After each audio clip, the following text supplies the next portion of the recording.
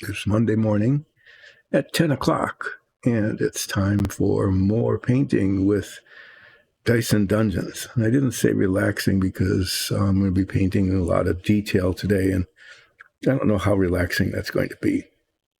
But got the base coat of green, so they look, very green right now, of these Tashir'anun fighters. There are fighters that have dual weapons, and there are fighters that have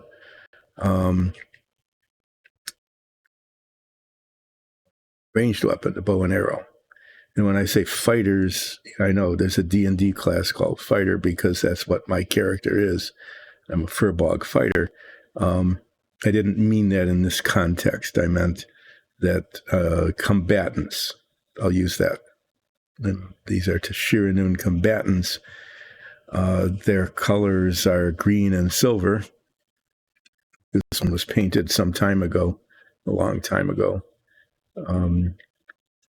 So the color scheme is similar to this, dark green, a lot of silver embellishment on the raised edges, and sort of dark gray. And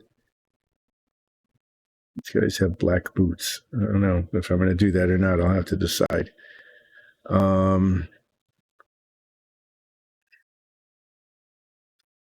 So what I'm going to be doing today is painting. I'm going to be doing some gray on the parts that aren't covered with armor. I'm going to be doing some brown on the gloves and the quivers. Just after some discussion, decided that, the quivers probably would have been green, but then they don't stand out against the armor, so they're going to be leather. Paint the bows dark, kind of a brown, but it's going to have a wash on it to make it look like rich wood. So gloves and quivers are going to be leather. Under shirts like this and on the elbows, tiny little bits are going to be dark gray. The bows, rich wood color after they're washed. And then after that's done, there's just a lot of raised edges on the armor that will be painted chainmail silver as an embellishment. Kind of like, I just put it away. You can see that there's just a lot of silver color, like on this guy here. And I'll be doing that in sequence pretty much. So that's what I'll be working on today. I may get to the point where I'm doing like feathers on the arrows, the arrow shafts, points, those kinds of things. Like I'll do the point in a steel probably, or dark aluminium so it looks metallic. I'll do the arrow shafts in black just so you can see them and they're not the same as everything else. The silver embellishments that go on everything are going to be like the last thing I do.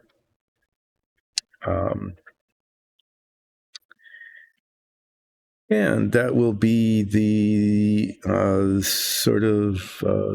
need to pay a lot of attention to what I'm doing because, hand coordination and all of that.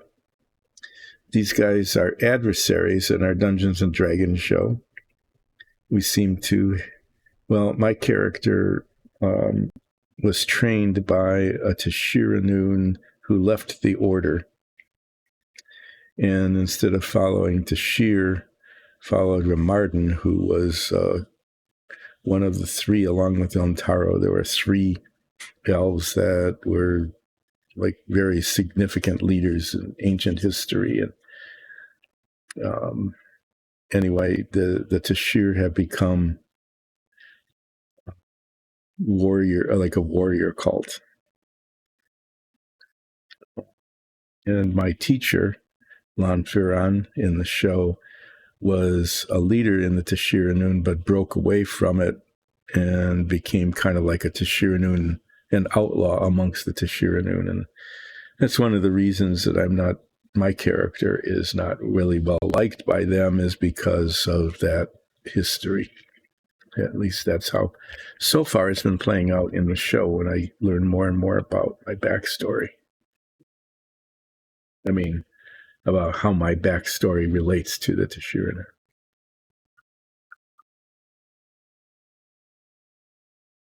I'm going to be spending a lot of time wearing head magnifiers today so I can see close up as I'm painting little bits.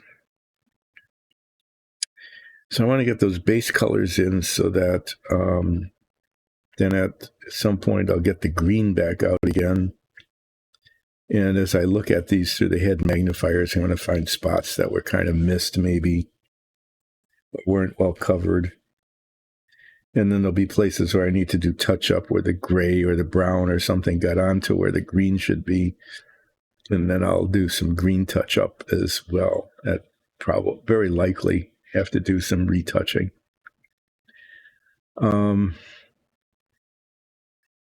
Yeah, so that's what's going to be happening today. I might as well tell you now, I'm not going to be streaming on Wednesday and Friday. This Thursday, this is here in the U.S., this Thursday is a big holiday, Thanksgiving, a day where families get together and eat way too much food and, sometimes get along. There's always the trope about Thanksgiving where family members all get together and start disagreeing and somehow talk about controversial topics, and then they all end up hating each other.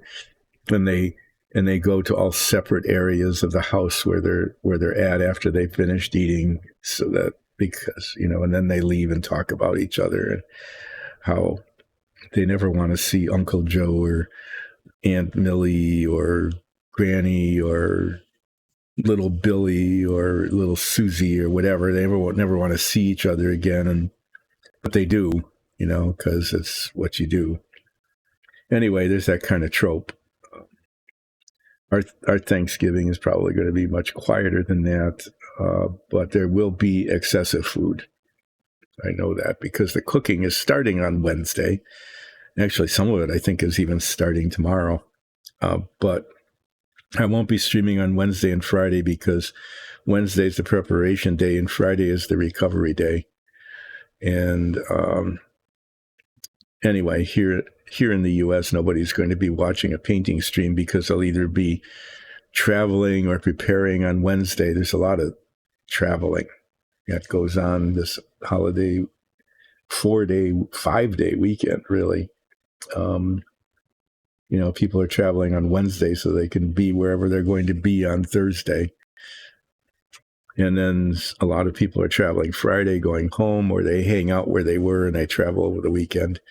But anyway, I keep saying anyway, it's like the second most frequent word I use.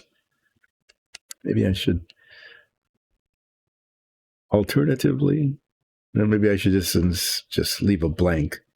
But that's why I won't be streaming on Wednesday and Friday, partially because here in the States, I expect there to be nobody watching, but mostly because of preparation and recovery here, because I have to help with that, or at least stay out of the way. Then I'll be back a week from today, probably continuing to work on these guys, hopefully finishing them up then. I know that our DM would like me to maybe finish them today, but at the pace I work, that's not likely.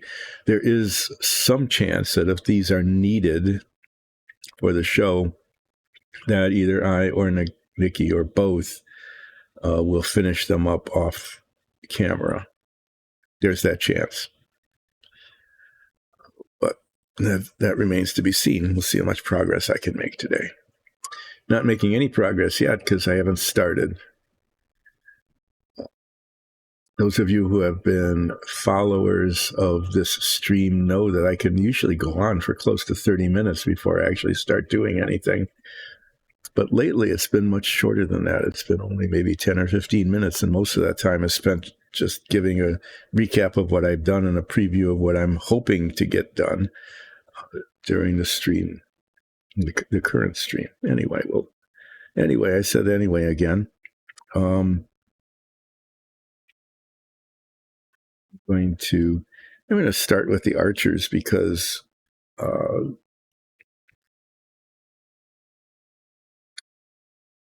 I'm going to start with these guys because they've got more gray on them. They'll give me a chance to make sure that the paint is working appropriately. Oh, yeah, I should have fixed this, and I never did.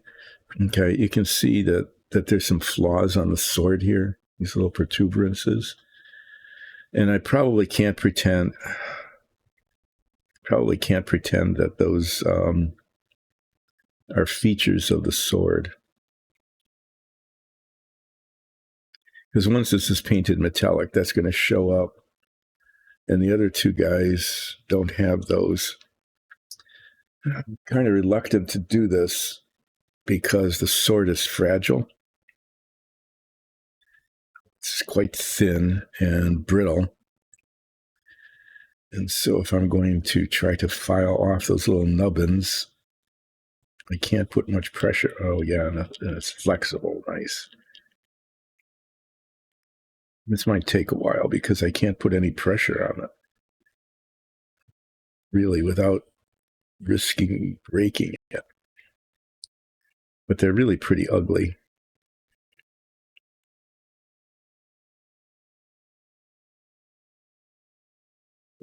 I'm going to try to get them off of the sword here without breaking the sword.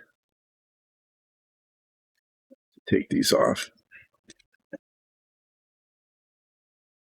They're old person trifocals, and there's hardly any spot on the lens that focuses close up.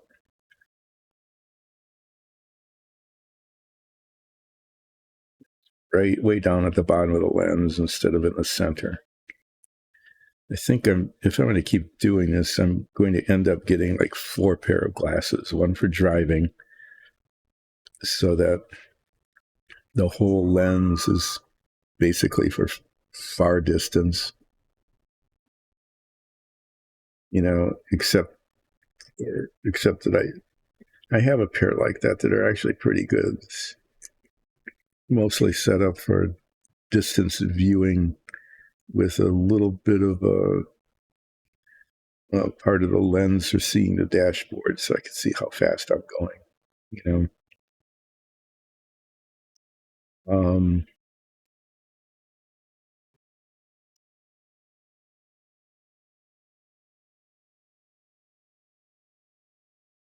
but they're not very good for middle distance viewing, like working on a computer at a reasonable distance, because they're not supposed to be right up in the monitor.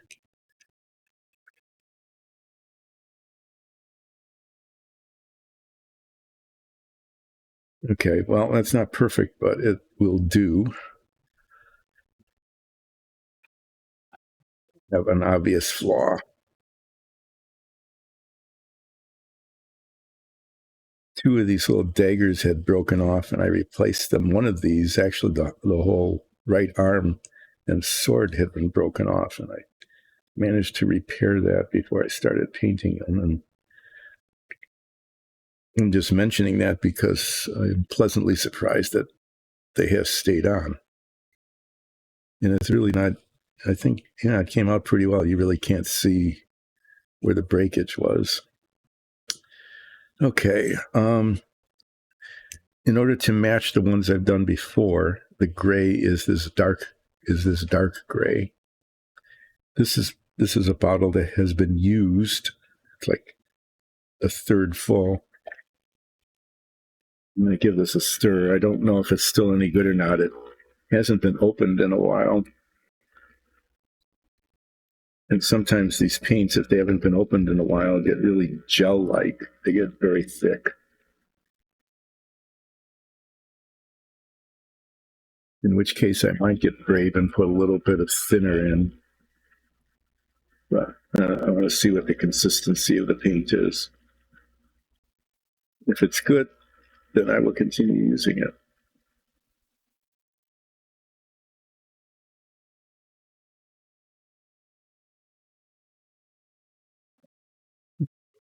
Here, right in the front.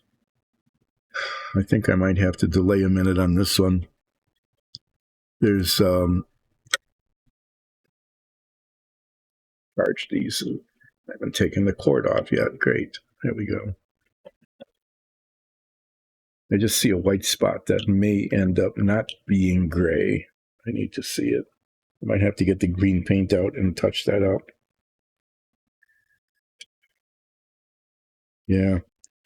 What a pain. Okay, I need to do this before I can work on this one. I'll trade this one out for one of the others.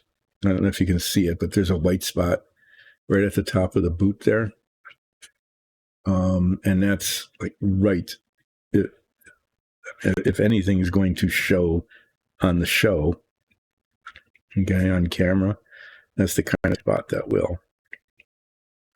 I'm not even going to empty this. I'm just going to get a little dot of paint out here and there.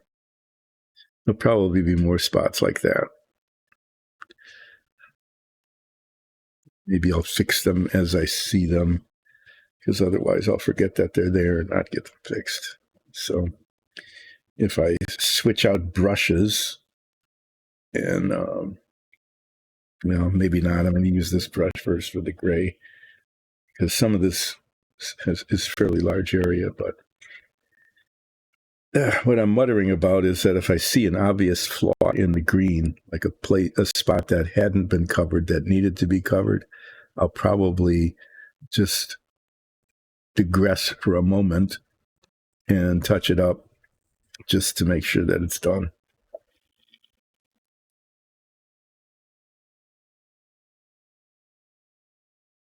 I don't need the palette. Here's the palette. Okay, X marks the spot. That's on camera there. That's why I put that there.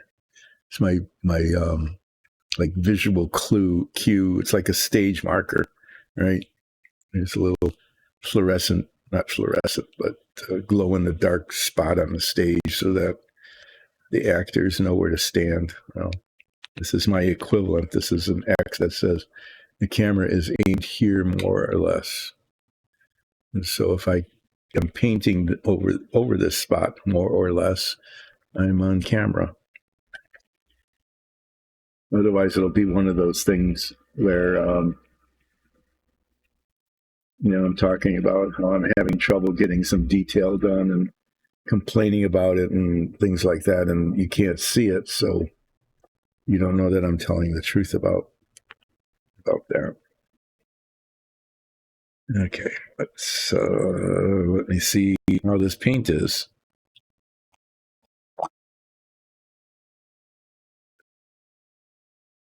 Wow, it's almost empty. I guess if I'd known that, I wouldn't have bothered. Okay, I'm going to just start putting some gray paint on here. The paint that's left in there is still good, so it's not going to be wasted.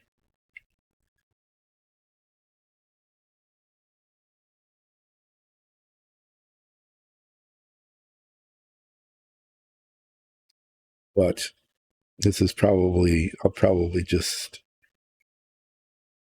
going to just plan on tossing this jar of paint. Just letting the little bits of what's left in there dry out.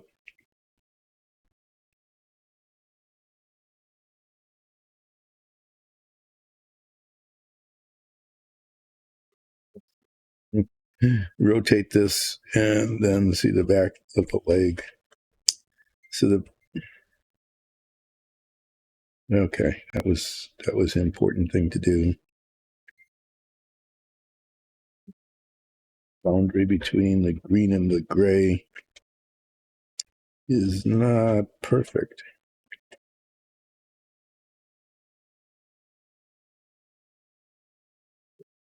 it's adequate. That is to say, the mold, it's not the mold, the model. There's the ridge where the armor comes up isn't right over there, isn't raised very much. And so it's hard to see where one thing ended and the other thing started.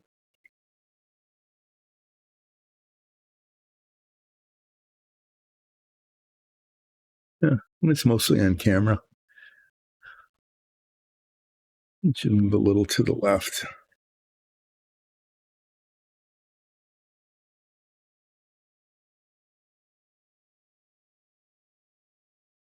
Paint is behaving surprisingly well, considering that it's almost empty.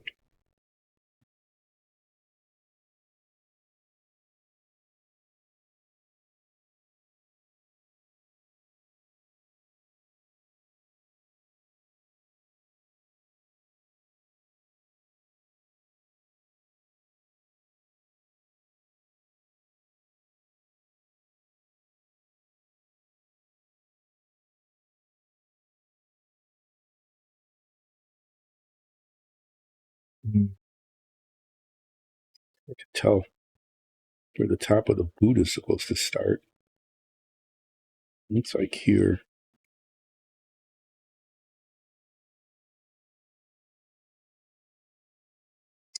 So yeah, this Thursday is this major holiday in the U.S.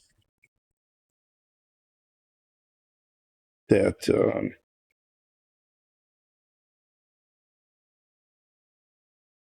it's actually kind of weird. It's at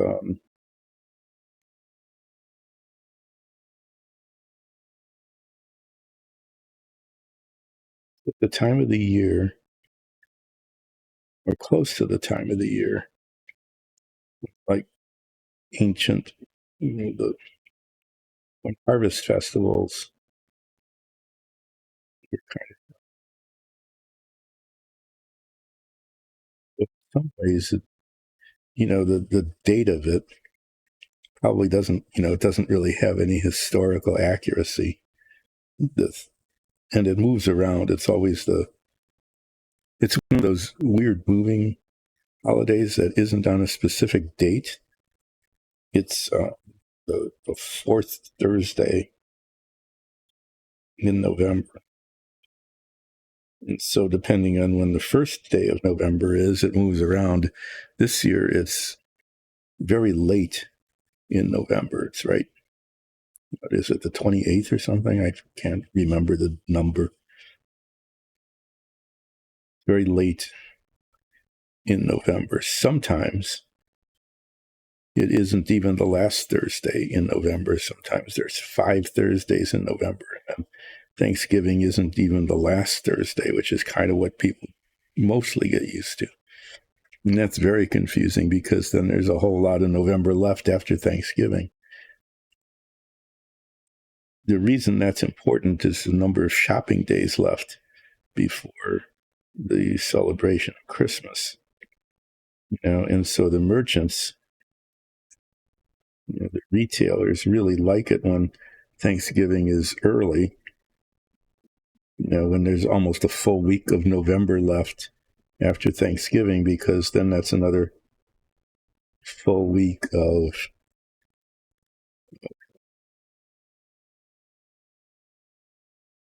selling stuff for Christmas.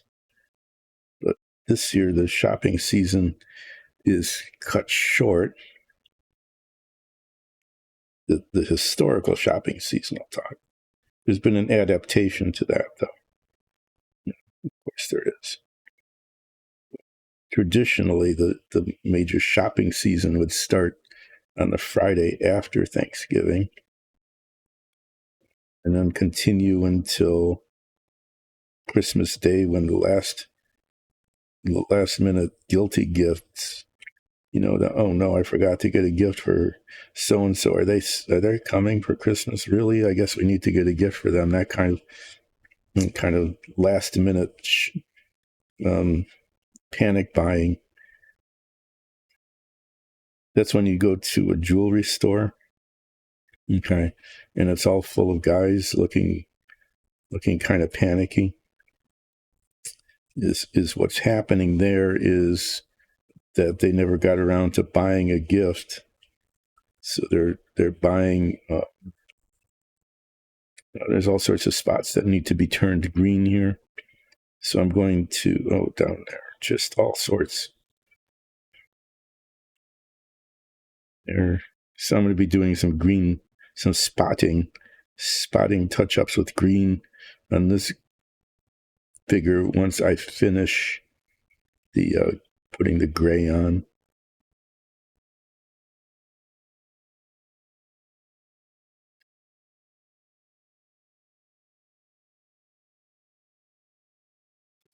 But here, around, oh,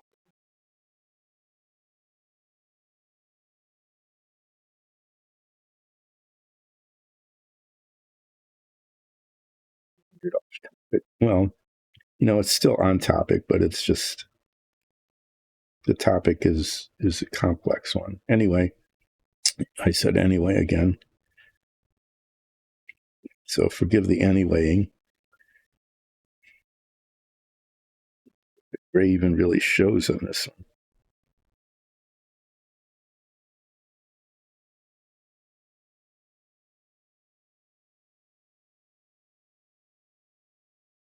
I might think that what I should do is do the green touch-up later and do them all at once, but I'm not. I'm going to do it as I see it, so it won't get done. I'll forget about it or miss things.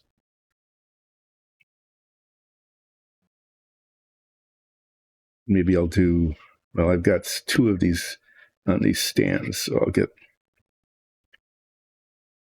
both of them done, and then I will do the green touch-up.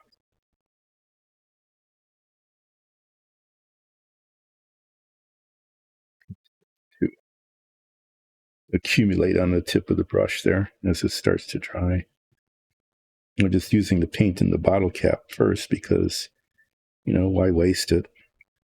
The thing, though, is that in the bottle cap, it's very shallow. And so it starts to dry. It's congealing now to the point where it's almost unusable already. And then I'll dip way down into the bottom of the jar here.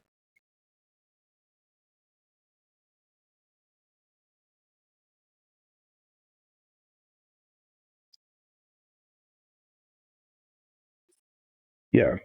So Thanksgiving is sort of this. That's the problem with dipping down the bottom of the jar is dip too far, getting a whole lot of paint all over the brush, just on the tip of it.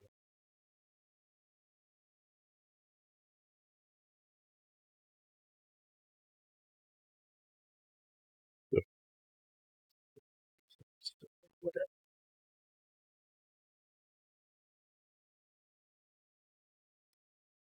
Then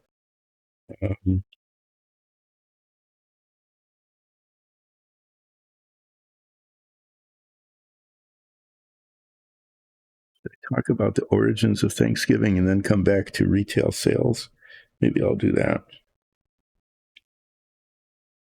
So it's about the time of a late harvest festival.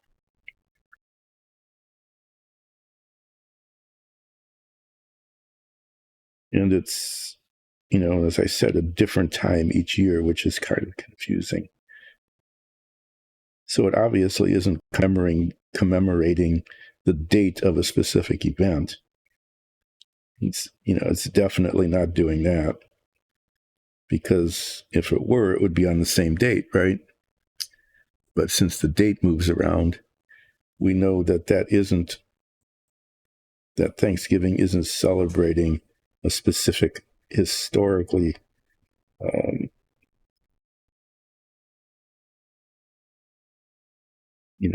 defined date of an event. So the story is that In 1620, a bunch of English people got on a ship and came and formed one of the first, but not the first. We keep thinking of it being like the first English colony, but there was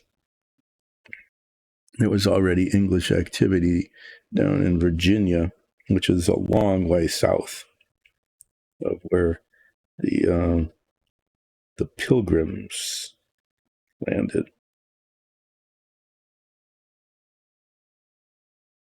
Americans somehow think that our country was somehow founded by pilgrims who came to, was it Massachusetts, way north of the Virginia colonies. But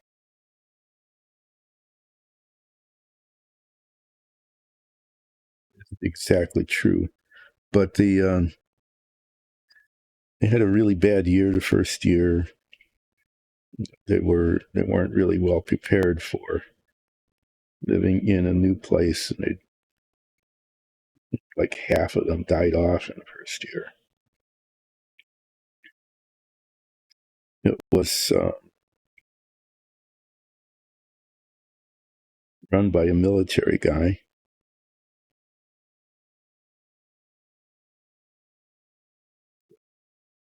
It's not a democracy, so our origin stories,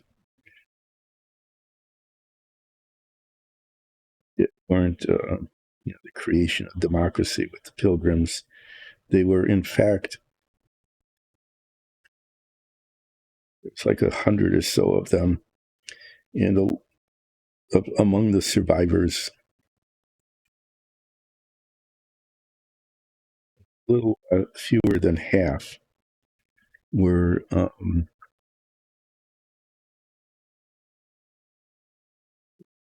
talk about them, coming to this country, to this land for religious freedom.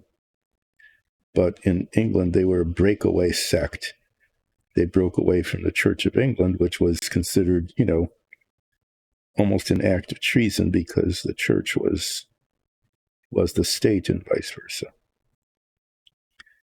So they ran off to the Netherlands for a while, and then got on a ship and decided to come to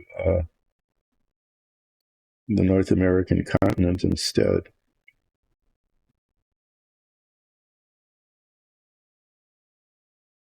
We think about, the myth about this, or the stories that we all heard, made it sound like all of them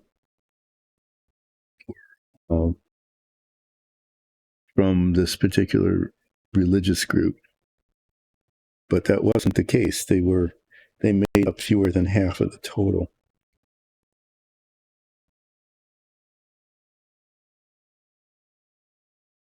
But they were dominant. Okay, so even if they were fewer than half of the total, they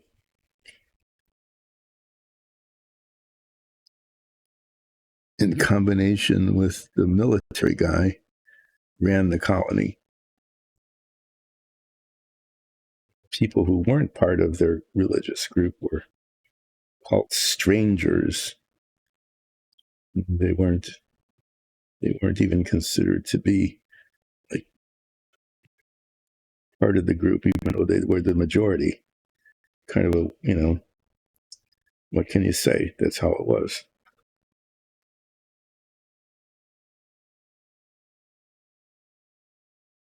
So in some ways, it was about religious freedom in that the pilgrims who came over had broken away from the official church and were considered to be traitors in England. So they kind of needed to be somewhere else. But they dominated the colony along with their person with military experience, regardless of their actual numbers amongst the colony. The other thing that we keep thinking about them as kind of being founding, but again, they weren't.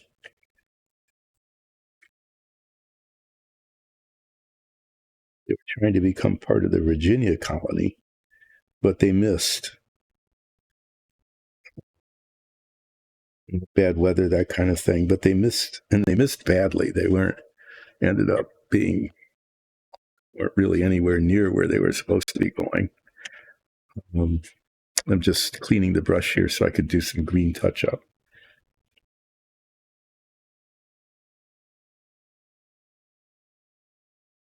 They had all sorts of internal political disputes about whether the initial charter, which was supposed to connect them to the Virginia colony, was still in effect or not. And had, so everybody's sitting around kind of half starved, right? So what do? Is you have an ideological fight.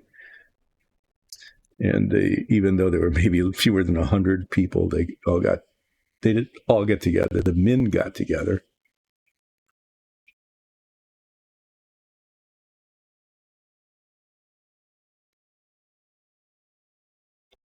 Hi, thanks for dropping in. Yeah. Cantrip, nice. Critical can't. Oh, that's a very good name. I like that name. Yeah, painting miniatures. This is actually turning out to be sort of relaxing. I'm kind of surprised because for me, painting detail stuff isn't always relaxing. Because of limitations of vision and eye-hand coordination. But today it's not too bad.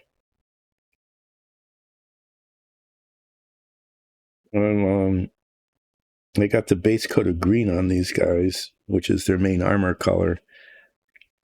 And now I'm painting some detail. And in the process, I'm looking at it through these head magnifiers and identifying all the spots that I missed. Several. I'm just taking little bits of paint, tiny bits of paint. I'm even going to squeeze out a spot of it from the top of the bottle.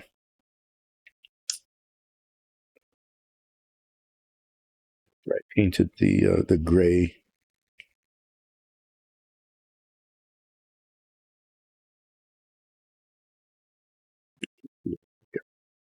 Just can't reach it.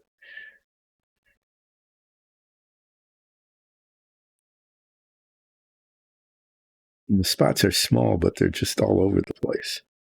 Just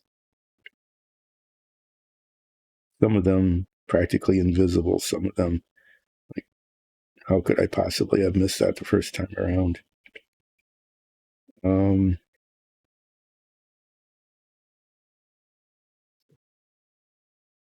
Explain later why I won't be streaming on the spot I saw that I missed. Just look away for a moment and it disappeared. So I'm not going to be streaming on Wednesday and Friday because of the big Thanksgiving holiday here in the States. So after the Pilgrims decided that they would stop fighting with each other and try to survive the winter, about half of them did. They turned in the minority of the group who were considered to be religious heretics back in England and traitors sort of took over control of the colony along with the former military leader. It's really not kind of surprising, really. It's just how things kind of developed. And then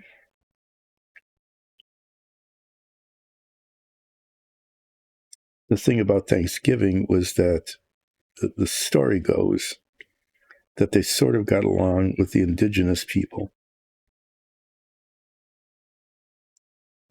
Trade and things going on. And that they joined together in a big feast. And that was the Thanksgiving feast because they survived. They're giving thanks for having survived. And then there's a spot of gray that I didn't get. Just,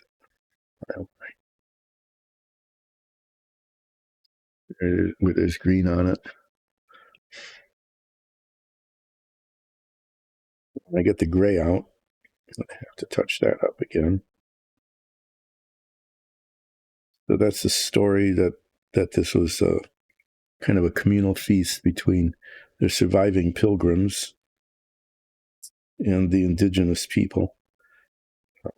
After the indigenous people showed them how to,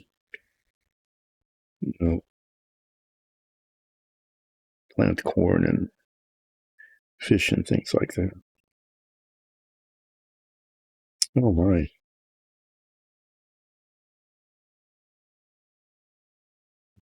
It's a good deal of right under here.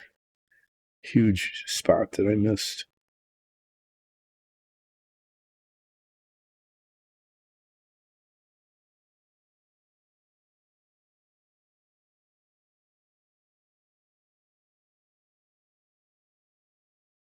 And like everything else, the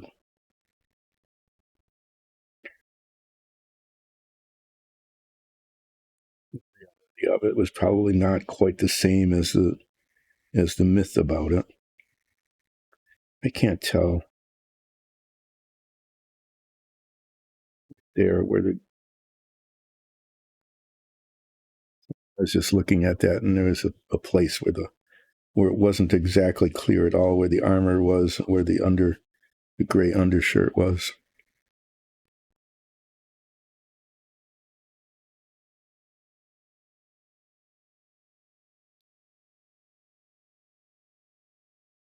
There's probably, historically accurate that there were times when some of the indigenous people got together with the pilgrim colonizers and did some trading and had a meal together, that kind of thing.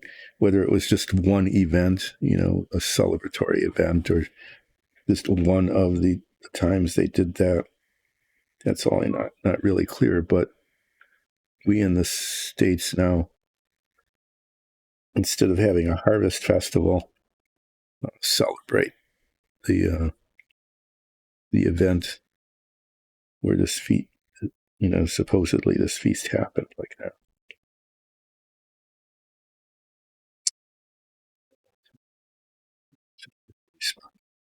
Well, I'm not here to give, revisionist history or anything. I'm just saying that this is how this holiday happened, and it is essentially a harvest festival feast, pretty much what it is. And I do need to squeeze some out.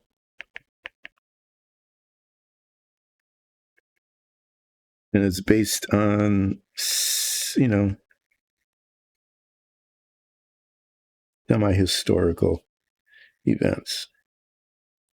I mean, the oral tradition of some of them, whether it accurately happened or not, doesn't really matter. We just have a harvest festival, and we based it on this event that happened back in 1621. Here in the U.S., we do have some, inaccurate ideas about history. We keep thinking that the Pilgrims were the first English settlers in what is now the United States, and that's not the case. They came later. Colonies had been established in what was then Virginia.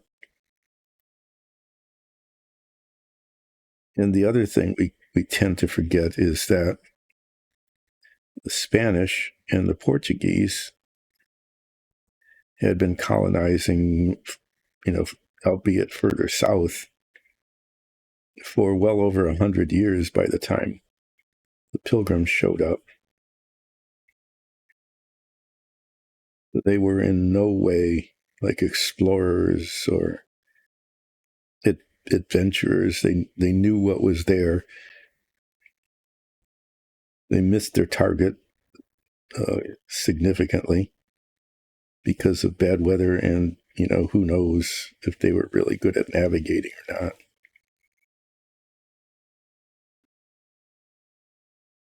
But our sense that they somehow established what later became the U.S. is not accurate, because that isn't what happened. Or that they were, some of the first people here. And of course, we tend to forget that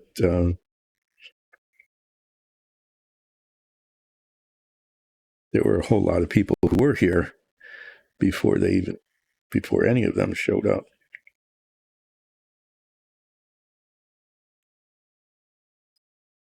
So that's kind of the brief, moderately accurate story of why there is Thanksgiving.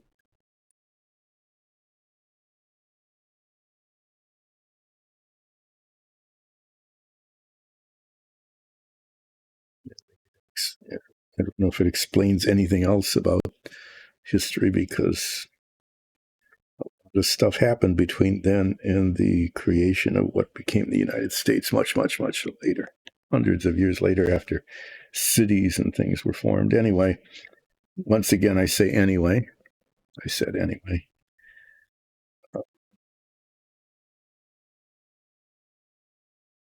Now we have this big feast day, and it really is about people getting together and feasting.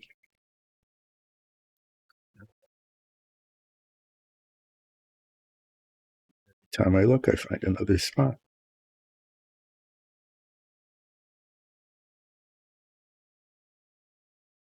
And finding another spot thing could be going on for quite a while. Back to the gray. There's some spots on the gray I need to retouch. One is a spot where somehow green got on the gray.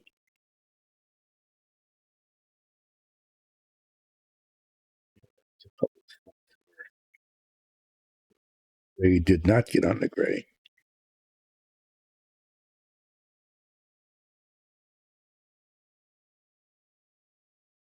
As I'm doing this, I'm realizing, of course, that these are made to be for our show, which means that they're going to be viewed on camera at a distance, which means that most of the stuff I'm doing isn't even going to be visible. But, I want to make them look as good as I can. So these aren't display models in the sense of like a display minifig where you would put them in a display case and shine a light on them and show them off. These are working folks. They're going to engage in a battle with Midnight Brunch, our D&D group, sometime in the future. Because that's actually what the stream is about. Is started out painting the dungeon tiles and minifigs that we use on the show. You saw that moved. That's because it was reattached after it had broken off, and I used contact cement, which is somewhat flexible. Okay. So,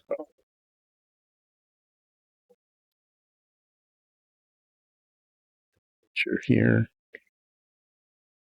You have to be very careful not to get these too close to each other.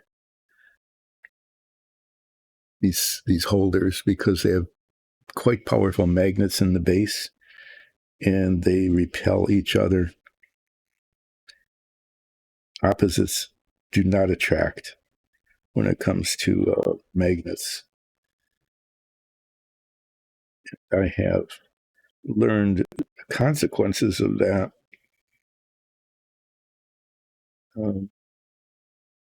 by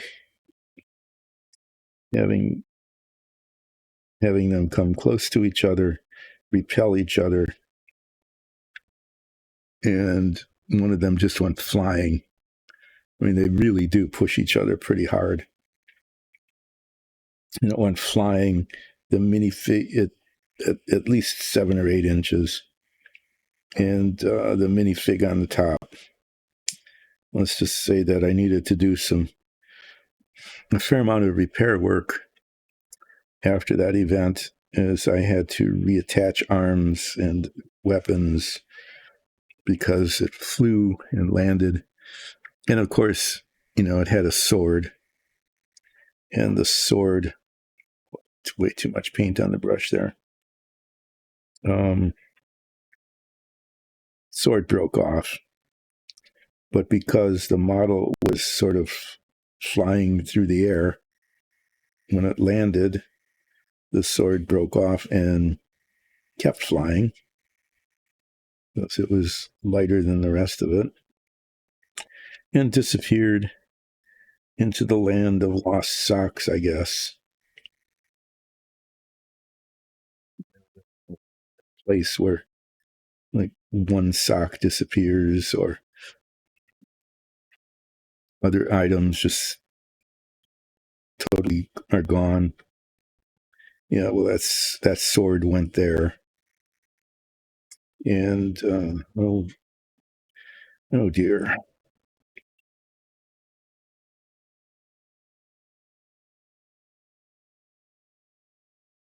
The whole top of this boot.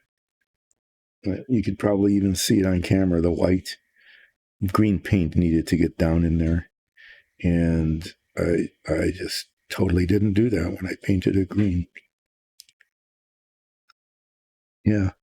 Anyway, I said anyway again. So what happened then is that after it went flying, the sword broke off and totally disappeared. I had to fabricate a new sword, which I was able to do somewhat. It looked okay. Didn't look like the original exactly, but if you didn't know what the original was like, you wouldn't know that this wasn't the original, other than that it was made out of toothpick. So the surface texture was a little different.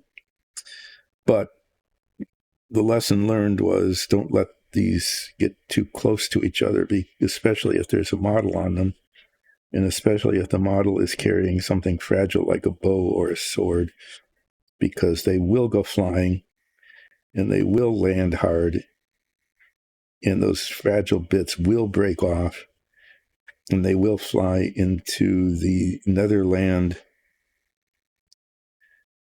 of lost bits. And if it's a sword, you can probably toothpick a new one. Okay, that was, fortunately, that will be painted later. That's one of the reasons I haven't painted it first, is the most common oops. The most common oops is bringing the brush to or from, for me, I'm not saying just in general anybody else, but for me, my most common oops is bringing the brush to or from the work surface and smashing it into something like I did there on the blade of the dagger. Yep, I got oopsed. That's the story, the long, convoluted story of not letting magnet-based figure holders that polarized in a way that repel each other get close to each other, because it will end badly.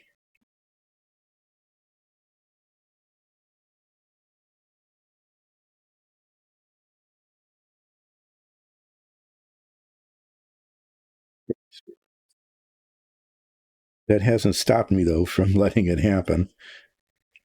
On occasion, it still has happened. Almost happened here during this very stream.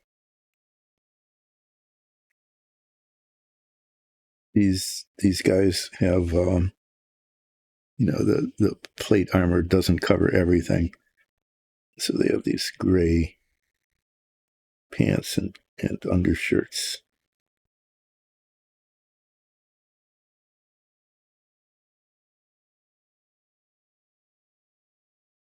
There, here, let them bend their arms.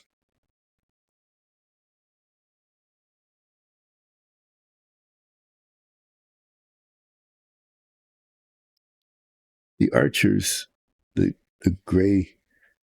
Well, I'll see in a moment as I look at it through the head magnifier, but there isn't as much of it showing, which is kind of surprising. You would think that the melee fighters would have, more of their body covered in this this green colored metal than the archers, but it's just the opposite.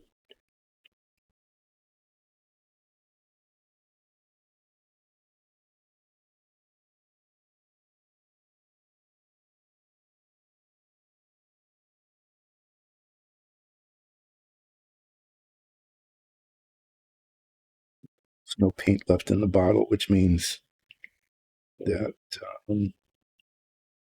can't see where the brush hits the surface of the paint. And so sometimes I bring it up and there's no paint on the brush, and sometimes I bring it up and it's like way overcoated.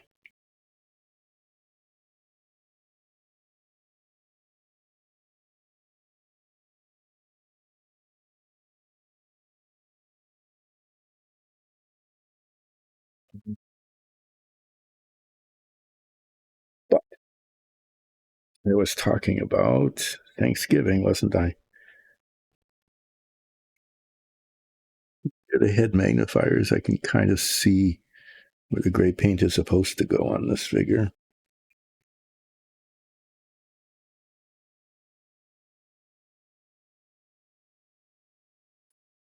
Wasn't that clear when I was doing the green base coat?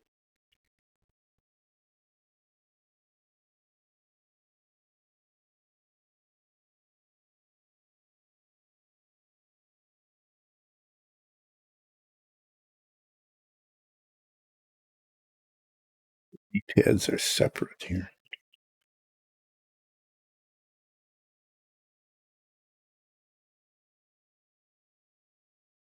Just adding a little bit of a challenge to it.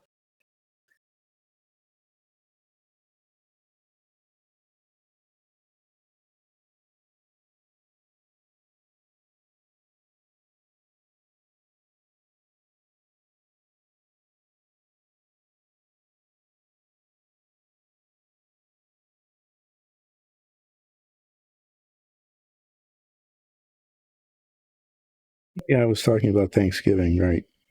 So now we have this feast where families all get together and celebrate Thanksgiving, which is loosely based on an event that is said to have happened in the Plymouth colony between the Pilgrims and the indigenous people. And I say loosely because there isn't, it's not historically accurate. There isn't evidence that there was one specific day when they all got together and shared a meal. Although there is evidence that, there was trade and communication that went on.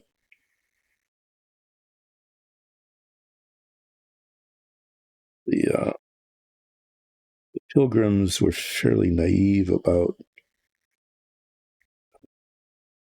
local political situations. It's more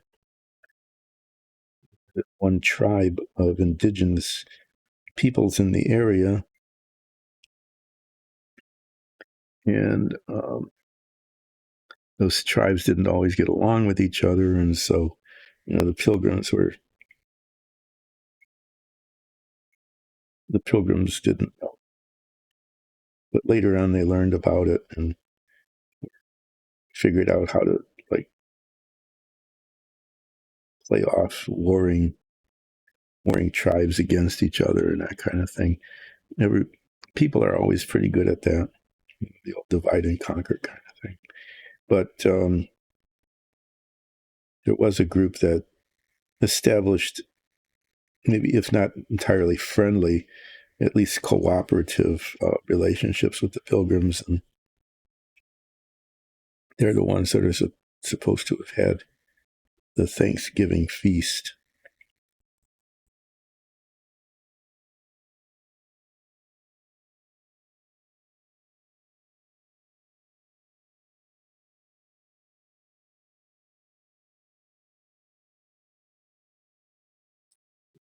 Right there. But no, it's it's an excuse here to have well, it just started out as, in this country, as Thursday was the holiday. Why is it a Thursday? That's a really good question. I have no idea why it's a Thursday. Thursday's an awkward day to have a holiday, as it has turned out.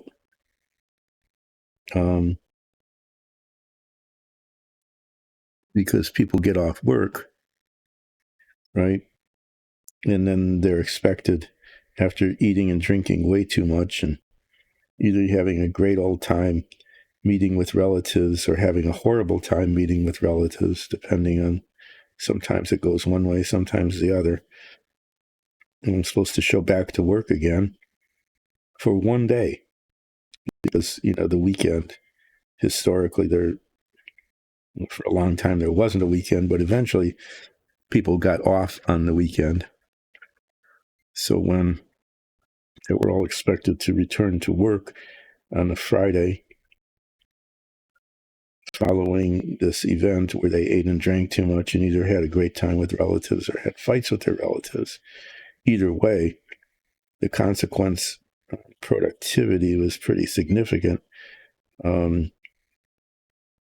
I didn't really say that well. The consequence, the resulting impact on productivity was negative.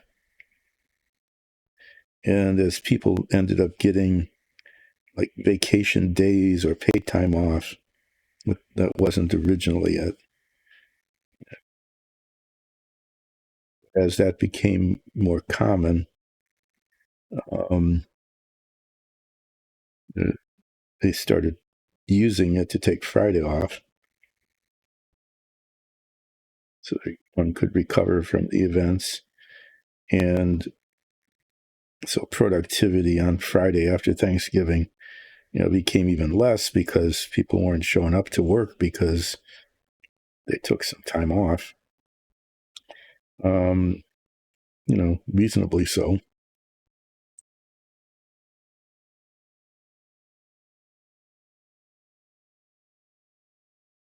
So a lot of employers, not everybody, but quite a few, just sort of gave up on the idea of trying to get anything done on a Friday after Thanksgiving. And so it became a 4-day weekend.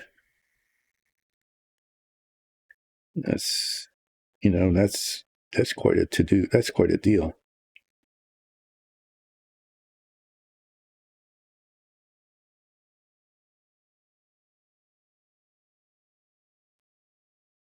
This is going to be, and then then there's the travel. People travel fairly long distances to see family and friends because, well, not only is it a feasting holiday, and that's the point of it all, but it's also a 4-day weekend. So there's sort of time for travel, but then people wanted to travel Wednesday. So the Wednesday before Thanksgiving isn't a holiday. It hasn't gone that far, but a lot of people stretch it out to a 5-day weekend so they can travel on Wednesday so that they're not just showing up at the last minute eating turkey. It's another whole story about turkeys. Oh yeah, the elbows. Can't forget those.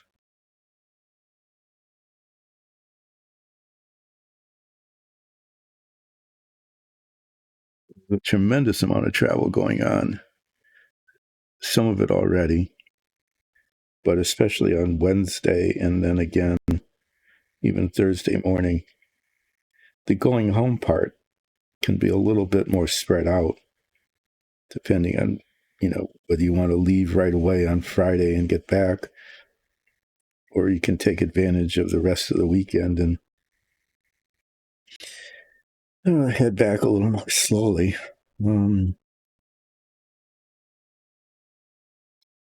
This is interesting. It looks like,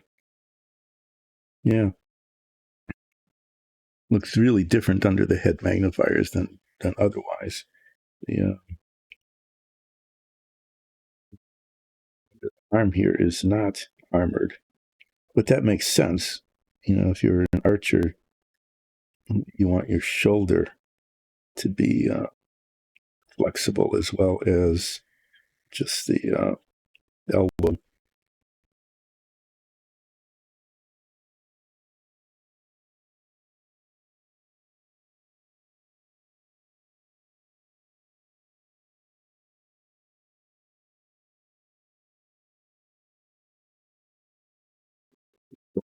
There.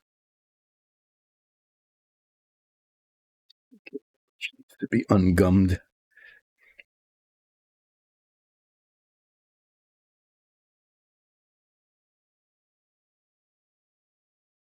It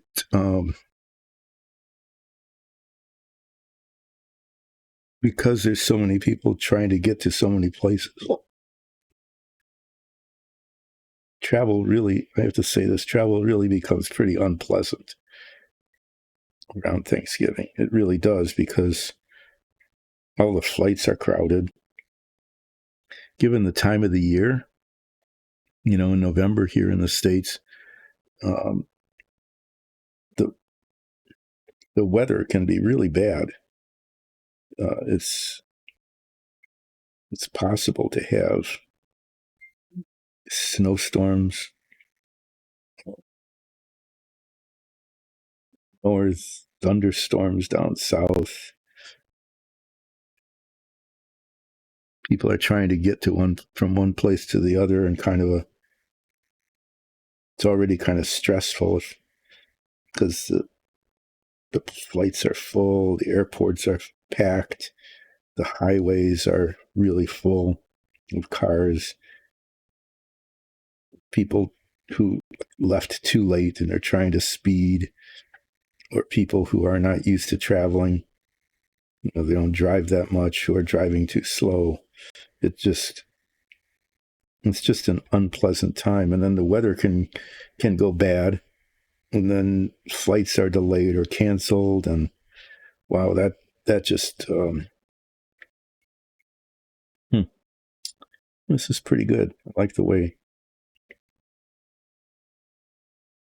there's more of this gray than I thought there was. When I first painted this, it looked like there was hardly anything on it. It's just in a much different configuration than it is on the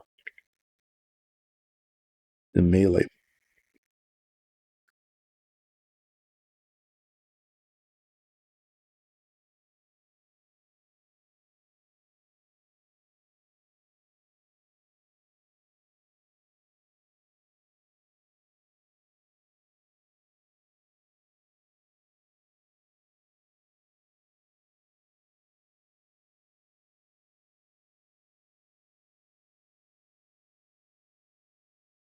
But the other important part about Thanksgiving is that the Christmas shopping season is supposed to officially start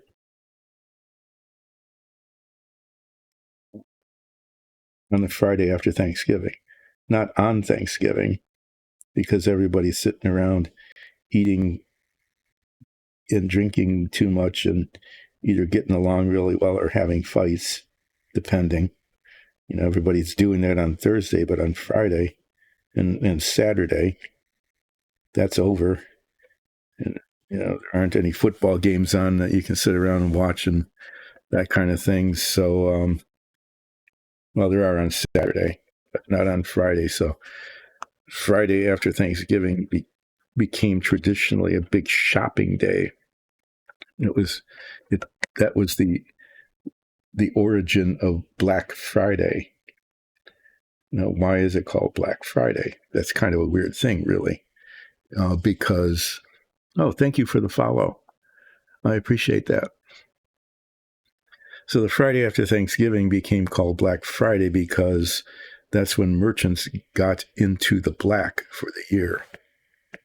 Yeah, that's the story anyway, that merchants limped along during the whole year, but they didn't, the year itself didn't become profitable until the Friday after Thanksgiving, when people started buying huge amounts of stuff in anticipation of Christmas. And so what happened is that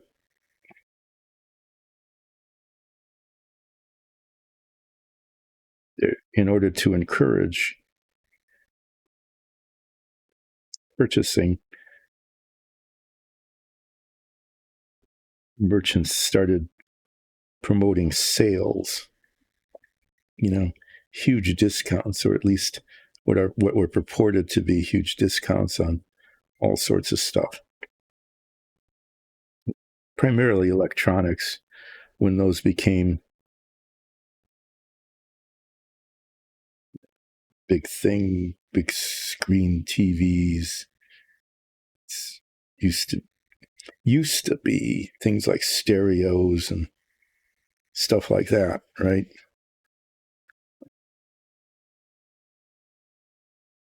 That gave rise to, famous stories and events of Black Friday riots, where people would camp out in front of the stores, starting, I don't know why they would do that. I thought they were feasting and drinking, right?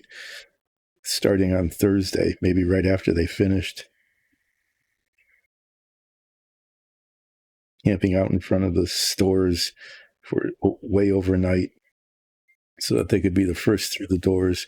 Because, if there was an electronics sale, it was usually, it would be advertised as a limited supply. So not every TV in the store was going to be discounted. They might have maybe a dozen that they were selling at half price, or what was purported to be half price, and then the rest were just regular price. So you wanted to be there so you could get one of the half price TVs.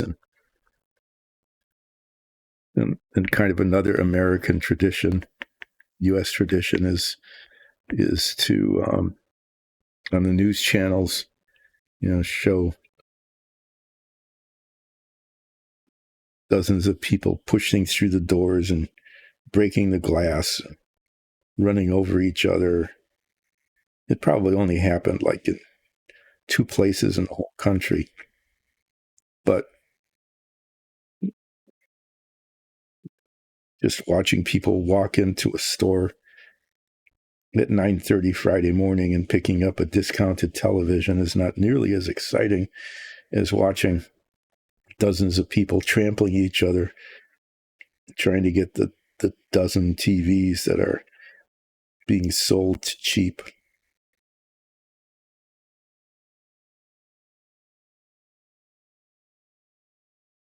But that's another kind of Thanksgiving tradition, is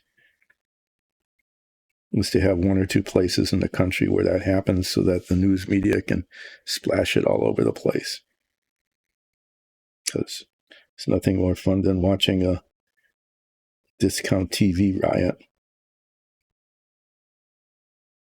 But that's how Black Friday started, because that's the day that, the story goes, the merchants, the annual balance sheet showed a profit. Everything was at a loss until the Friday following Thanksgiving. The kind of funny thing about this is that last year we were traveling over Thanksgiving, but I guess it's okay to say this, we were in Oslo.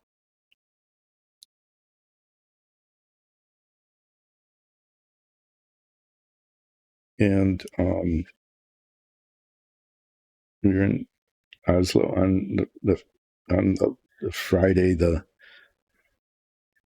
wasn't a Thanksgiving thing there, right? Because Oslo, Norway didn't have pilgrims showing up in 1621, starving to death and celebrating their victory over winter the next year.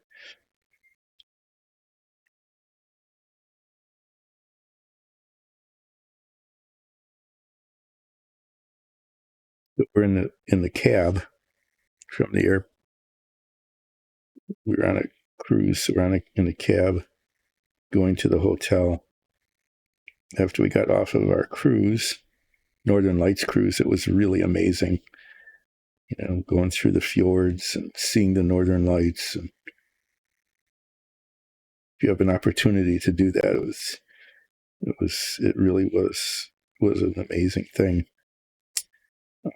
We saw the Northern Lights 3 times. They weren't extremely powerful. It wasn't like a gigantic coronal mass ejection had happened or anything, but they were pretty bright and covered a lot of the northern sky, and there was a lot of movement in them. But that isn't the point of this. The point isn't to talk about the lights, the aurora. The point is to say that we get in the cab and going to our hotel. And the cab driver says, "You can get a lot of really good deals today. Do you have this thing called Black Friday?" And all of us simultaneously in the cab, there were 4 of us, just burst out laughing. And the cabbie had no idea why we were laughing so much. And it was, we're from the US. We invented Black Friday.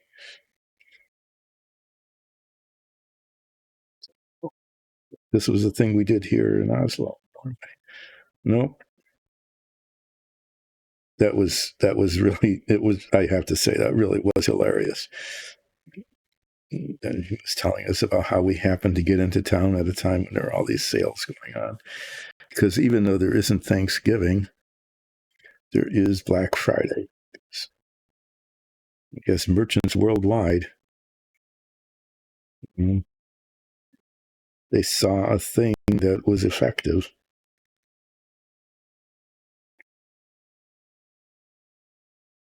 And then, yeah, and there was. When we walked around town, all the stores had signs on their doors advertising discounts. Black Friday.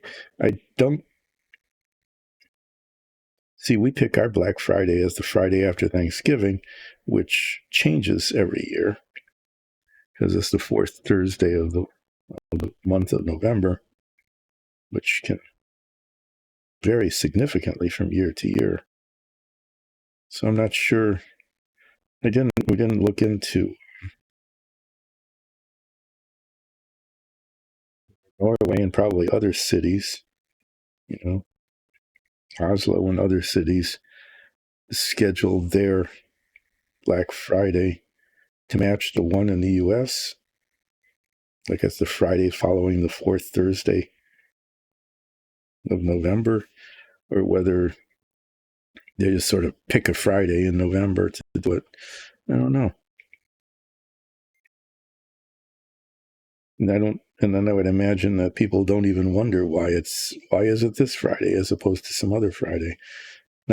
And you wouldn't expect folks in Norway to connect it to what for them would have been just a totally irrelevant, minuscule event that happened in North America in 1621. I don't know. I found that just amazing. We had to explain to the driver why we were laughing so much. Blissfully unaware that they had taken on an American tradition for the purpose of increasing retail sales. It's pretty funny. Okay, I've got 2 more of these archers to paint with the gray. Got done touching up with the green.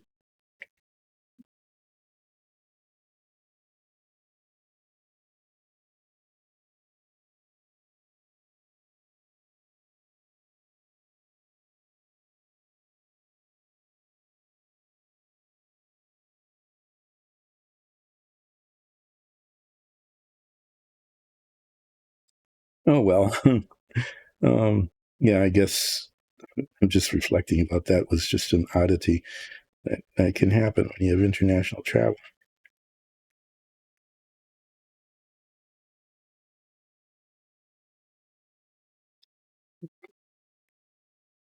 This one off.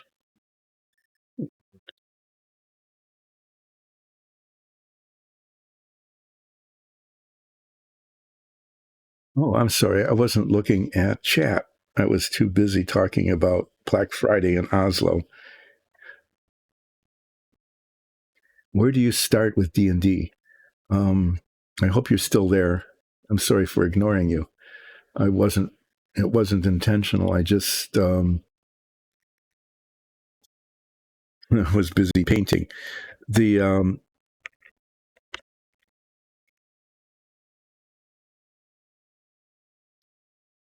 So there's a couple ways you can start with D&D. I got started in D&D, which was in 1975. Okay, that tells you something, doesn't it? I'm going to take a stretch break here. I started by being invited to a game, and the DM just sort of explained what was going on as we were doing it. Hadn't even read the rules.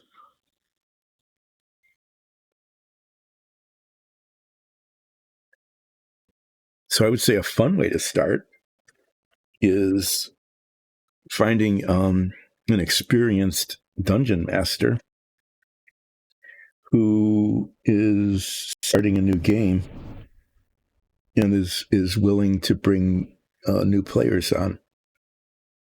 If you can find a person like that, sometimes people get real intense in their games and they don't want newbies to come in and slow them down or anything. But some people might take interest and pride in introducing new people to the game.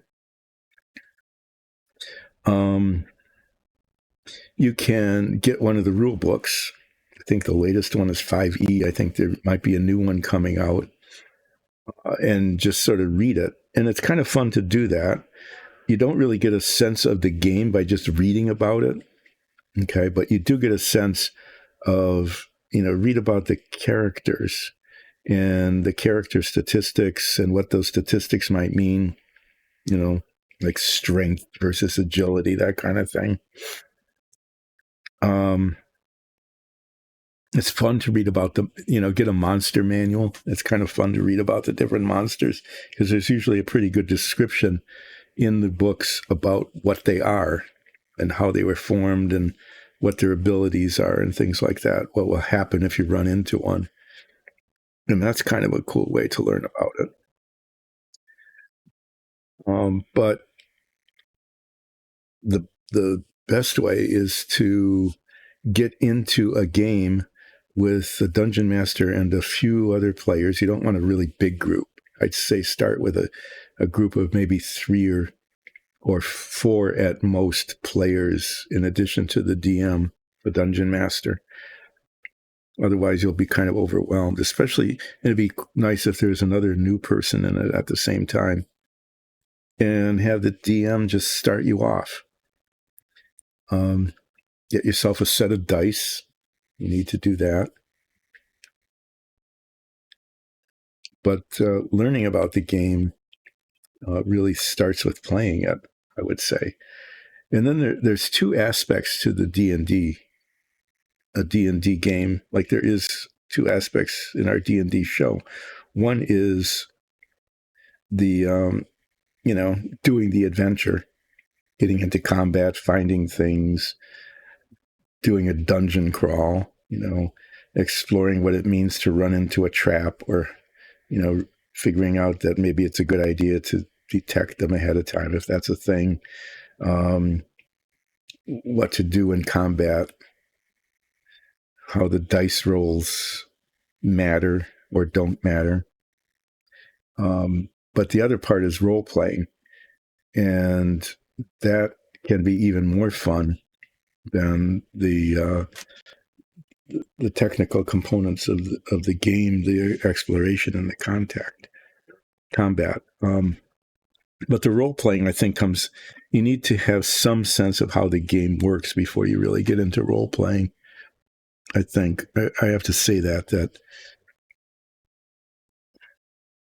you need, it's useful to just be really comfortable with the basics of movement and exploration, and what your character can or can't do, and what the other characters can or can't do. But once you've got that nailed, at least you can read, where to look on your character sheet, or what bonus you get or don't get for a certain kind of reflex save, or you learn what a saving throw is, that kind of thing. And you don't have to be really good at that. I know I'm not. I end up looking at my contact, even after playing my character for over a year on our D&D show, I still spend a lot of time looking at my character sheet to figure out what I need to do for a specific saving throw and that kind of thing, or what my inventory is, or what the difference is between athletics and acrobatics. So memory aids are fine, but we have a lot of fun being our characters on the show. So I'd say, I would start by getting a player manual. And if you've got the money, getting a monster manual. Not that you would ever use the monster manual unless you were a DM, but just, getting to know the variety of things you can run into in a D&D adventure. I think it makes it fun. And don't get really caught up, like hugely caught up in the details of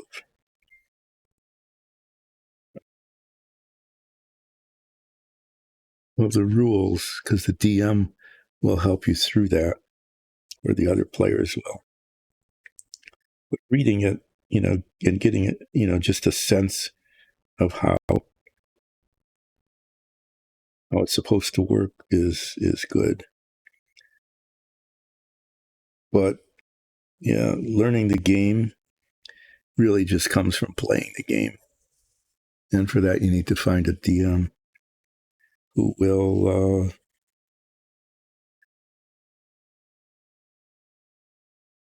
help somebody learn it. One way to do that, is to get a DM who's also just learning the game. But I think if you can find an experienced dungeon master who is willing to teach, not just play, but actually teach the game, you'll learn more that way. Because the whole thing will just feel a lot more organized, and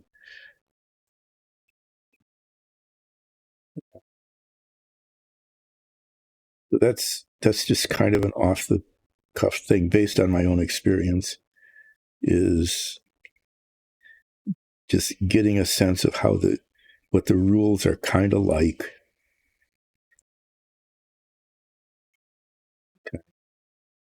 Dice, die throws affect things. What saving throws are. What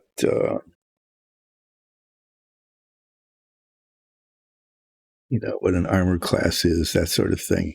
Just some of the real basics you can get by reading about it. But getting started, really getting started, and it requires a DM to help teach, to run a game that can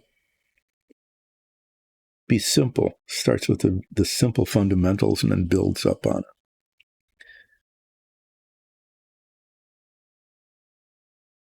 There's probably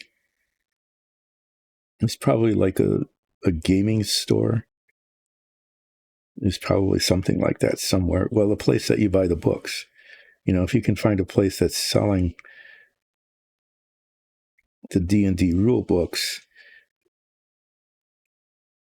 the person running the store, very likely, if they have hired help who's just checking people out, that's one thing.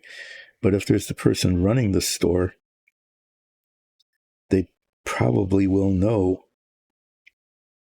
a DM who would set that up, and they probably do, and that's worth checking into. So, I guess I would start.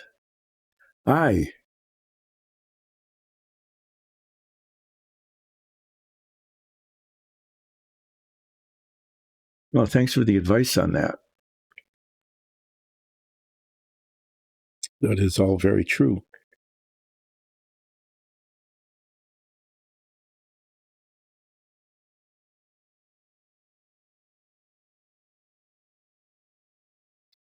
But visit your local gaming store. There's almost certainly one. They'll sell games, and some will sell models and paints and things like that too. But they'll probably find somebody or know somebody who can help you learn the game.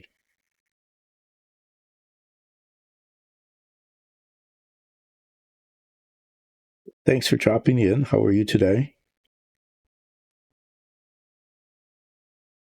Painting these Tashir'anun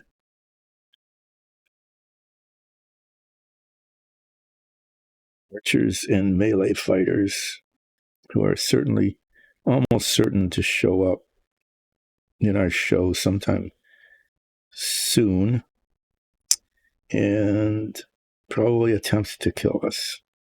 It's just the kind of thing they do.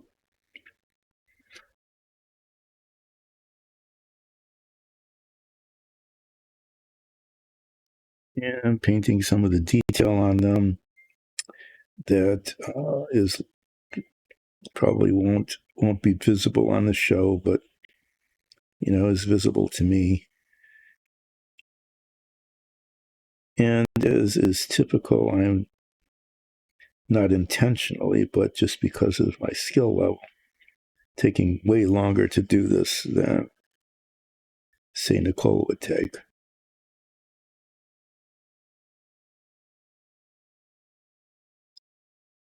Intentionally, but just because I'm slow at it.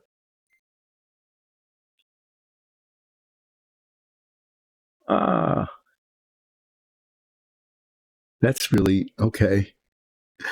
Okay, but you get to cook. I guess that's a little bit.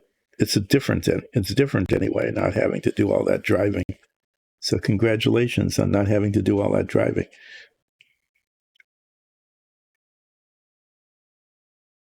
I was telling folks at the beginning of this that I will not be streaming on Wednesday and Friday this week because of the U.S. Thanksgiving holiday.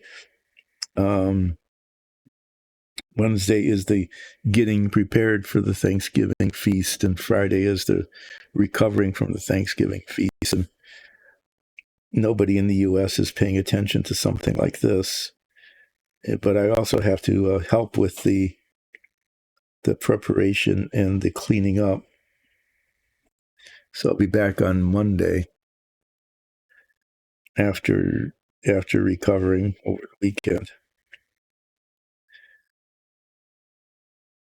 So I have to ask this to because I was talking about our experience in Oslo last year, where the cab driver was going on and on about the wonderful sales they were having on Black Friday, and we had to laugh about it because he was asking if we had a thing like Black Friday in the States, and of course we invented it as the day following Thanksgiving.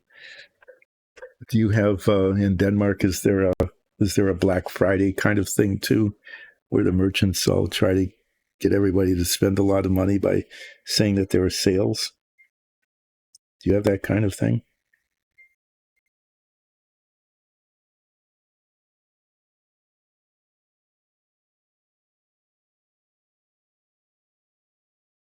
Black Week. Okay, that's fair. I mean, that's fair. Why not?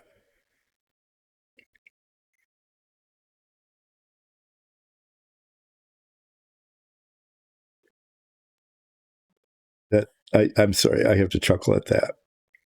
An entire week. So, I mean, it's sort of like that here too. Um, people, a lot of merchants started their Black Friday sales last week. Part of that is just because Thanksgiving is really late, and they like. Usually, there's an entire week of November Black following Thanksgiving, but this year it's like the very very end of the month, and so there isn't much time to do the extra week of sales. So they started the week early, but right there is okay. You know, Cyber Monday started here too. That's the online equivalent, right? So you get all of your sales in person on Friday, and then on Monday was the big day for online sales.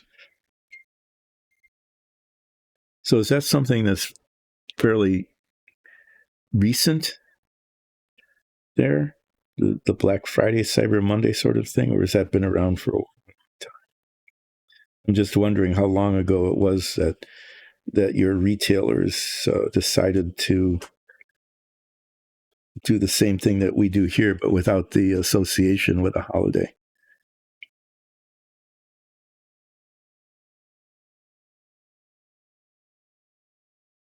I just thought it was hilarious that somebody in Europe would ask us if we had such a thing in the U.S. No, there's more green spots that need to be greened. Okay, it makes sense about that time. Yeah, ours goes back, of course, much further than that because of its association with the Thanksgiving holiday. I don't suppose you have Black Friday riots, though, like we have had. I mean, they're very rare events, but the news media loves them. You know, where people camp out the whole night before so that they can be the first in line to get the sales the next day, and then they trample on each other in their effort to get the two practically free televisions that are on sale. That might just be an American thing, you know, rioting for televisions. That could be a game show. That would actually be very popular on US TV. So, during a participating in a riot to get a free TV.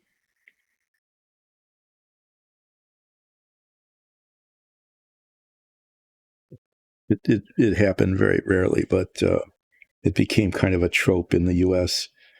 You know, the news media would find that the one store somewhere in the country where people were pushing each other to get a deal. You know, they'd break some windows and trample on each other, and a couple of folks would get injured. And that would make huge national news, and we would all tell ourselves how smart we were not being in a television riot.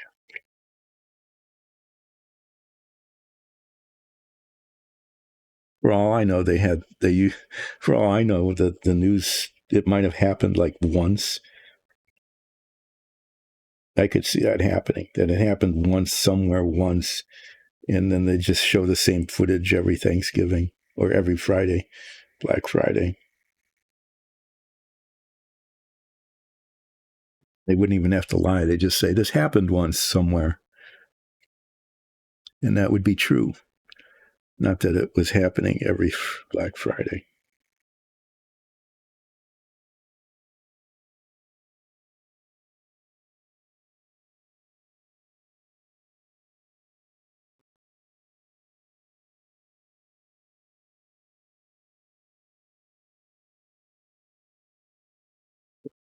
It's kind of interesting, but not surprising that that kind of major retail event would become much more widespread and not just be confined to this country.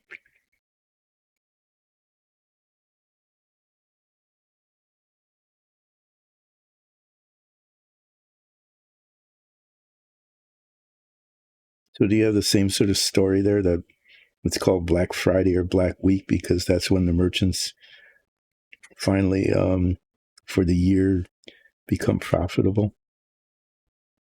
And that's the story here, that when it started, it was everything was sort of loss making until that event, and then they sold enough stuff so that the year, not the day, but the year was profitable because of the sales that happened then.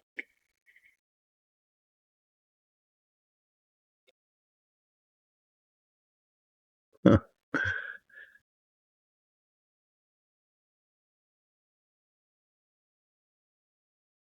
Religious day. Oh, that's good. I was talking about that earlier in the stream, and I'll repeat it now. Why not? Um, it harkens back to people who were called pilgrims. There was a group of about 100 people who left England in 1620. And, the claim is that they were, coming to the North American continent to find religious freedom. That's sort of true. The Pilgrims were a separatist sect that broke away from the Church of England. There weren't very many of them. They were a really tiny group, like hundreds maybe in the whole world. But they broke away from the Church of England, which was a bad thing because the church and the state were the same thing. So they were essentially traitors to the crown. They fled to the Netherlands for a while and then decided to go to what was then North America. And they landed in Massachusetts because they were aiming for Virginia. They missed by quite a lot, actually. And the story of Thanksgiving, to make a long story short, is that after practically starving the first year, they had a feast together with the indigenous population to celebrate whoever survived that. It was giving thanks for having survived the first year in the new colony. So it is kind of a quasi-religious thing in that it is based, on a colony that was founded by a very small religious sect that had broken away from the Church of England and essentially had to run away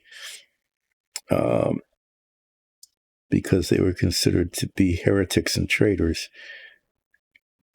And what's probably apocryphal, I mean, they did have meals with the native populations. There wasn't just one big one on one day.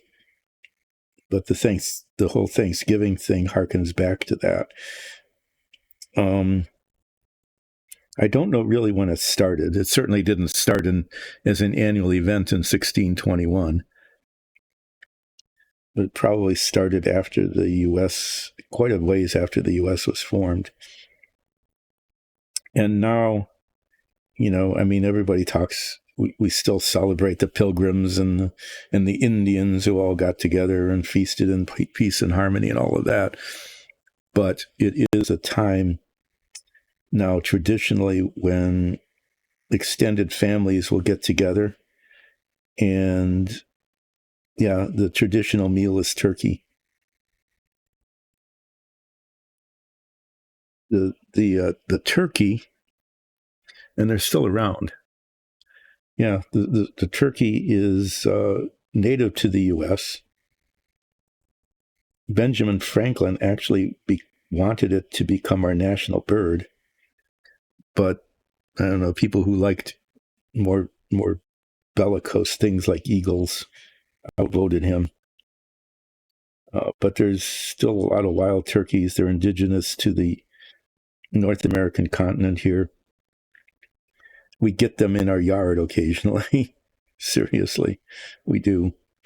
It's kind of, they're large, really stupid. They're among the dumbest birds. And they travel in these big flocks and they make a lot of noise. They can fly, but poorly. Not at all like the domestic turkeys that are raised to have gigantic bits of meat. These are wild birds. Anyway, yes, we eat what is supposedly the contents of this original meal. Turkey, because it's the wild bird. They almost certainly had turkey, because why not? They probably also had venison. Well, the deer, probably more venison than turkey, because there's more meat on a deer than there is on a wild turkey.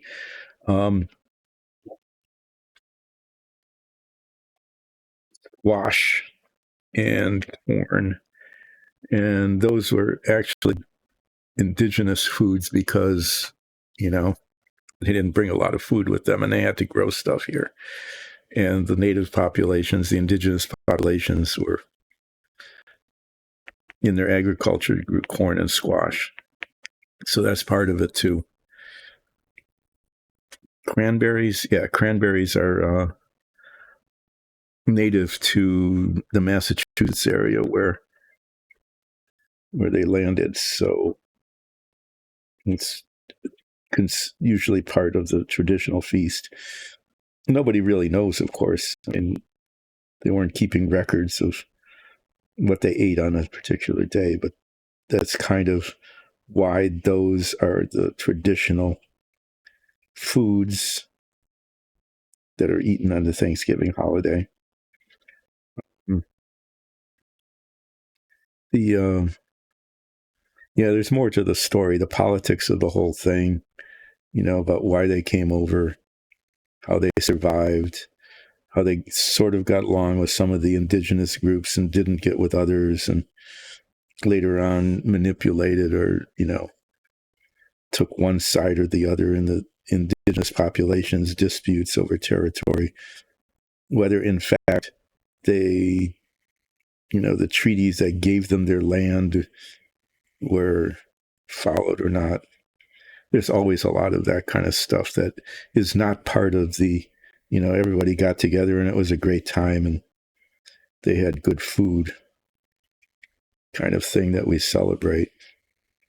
But, why mess up a holiday where you just eat and drink too much and watch American football with that kind of stuff? And there's all sorts of myths that are associated with it too, like the Americans, U.S. people tend to believe that there weren't any European settlers until the Pilgrims, that they were the first ones. They weren't even the first English ones. There were colonies down in Virginia, which was a much more prosperous colony. And of course, the Spanish and the Portuguese had been in the Americas for well over 100 years by the time the Pilgrims showed up. But it's one of those origin myths kind of things. Yeah, the ugly duckling. Yes. Mm-hmm. Oh, the mute swan. Okay. Oh, we got to see the Little Mermaid when we were in Copenhagen earlier this year. We took a boat tour of the harbor. We always really like boat tours of harbors. I don't know why, but it's just fun to look at a city from the water. So we got to see the Little Mermaid without the big crowd. We were impressed at how little the Little Mermaid is.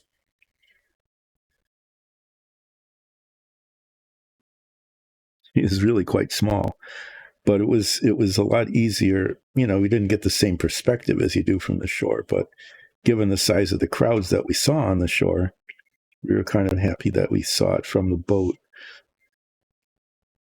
Got a couple of pictures.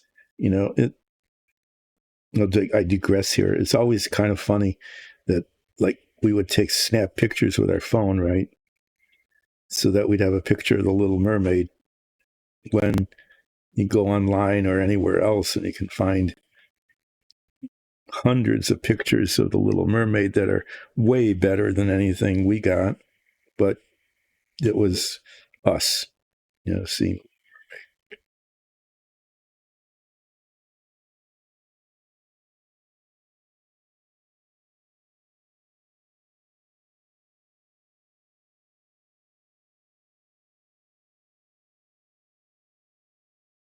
Oh, okay.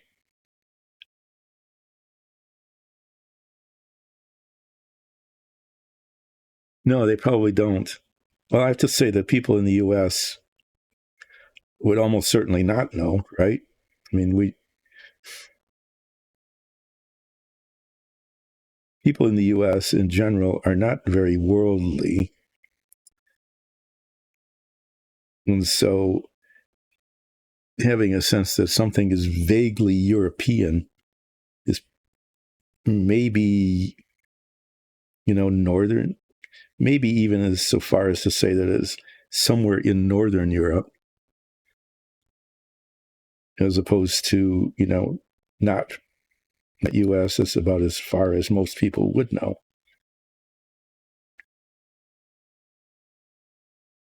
I would say you're almost certainly right. Yeah, I know, but it's a very, very nice statue.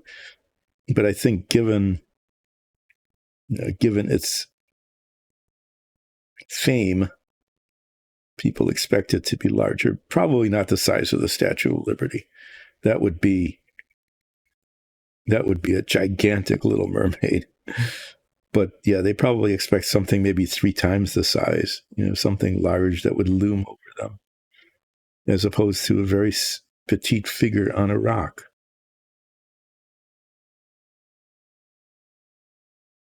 They probably also want it to be easier to see.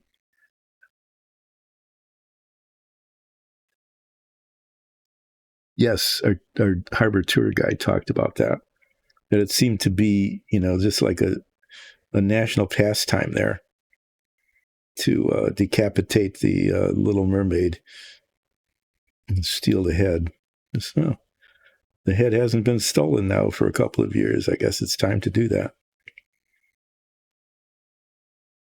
Yeah, it's good to know that vandalism is not limited to just our country, that it goes on everywhere. So it wasn't clear.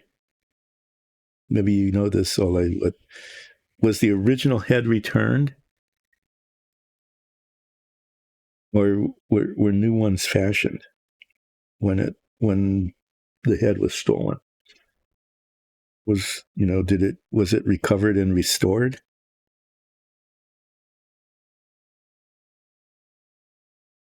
Our harbor tour just said that it had been replaced, but that didn't answer the question.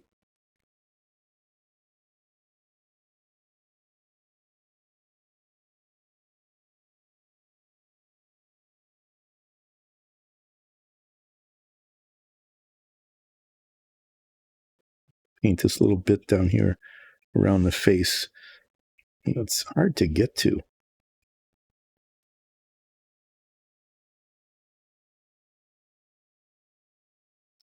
Maybe it can't be gotten to. Maybe I can't do this.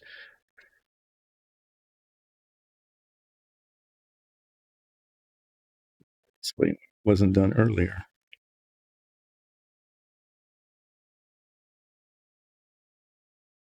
There.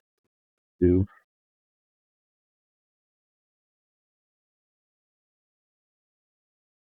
This is the part. It's always annoying is to it's when I find all the spots that I missed the first time or painted the wrong color.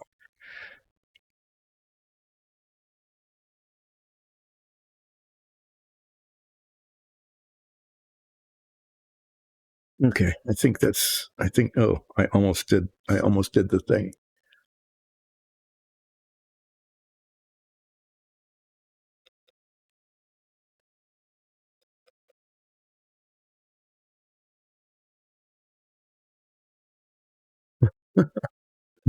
Oh, okay.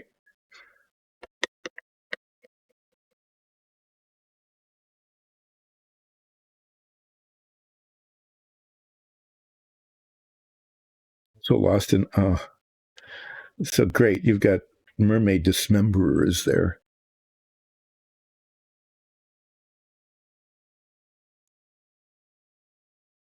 So a replica came back. A replica head was made. The original head was found, restored, and then the original head was stolen again. Yeah, so somebody somewhere, I don't know, no doubt, maybe an oligarch. I'll just say that. It's always safe to say some oligarch, right? Some oligarch has the Little Mermaid's original head sitting in a display case somewhere in one of their many residences. Oligarchs can be of any country, so there.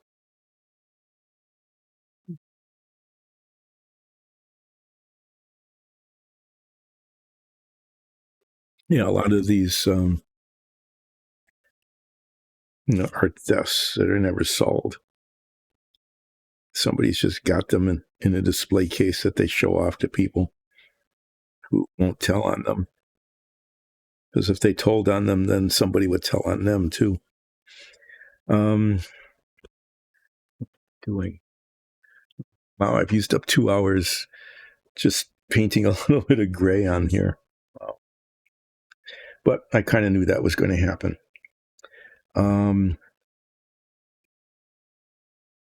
But yeah, I think people were. That's the first. I think that's the first reaction to a lot of tourists, though, is that it's so small.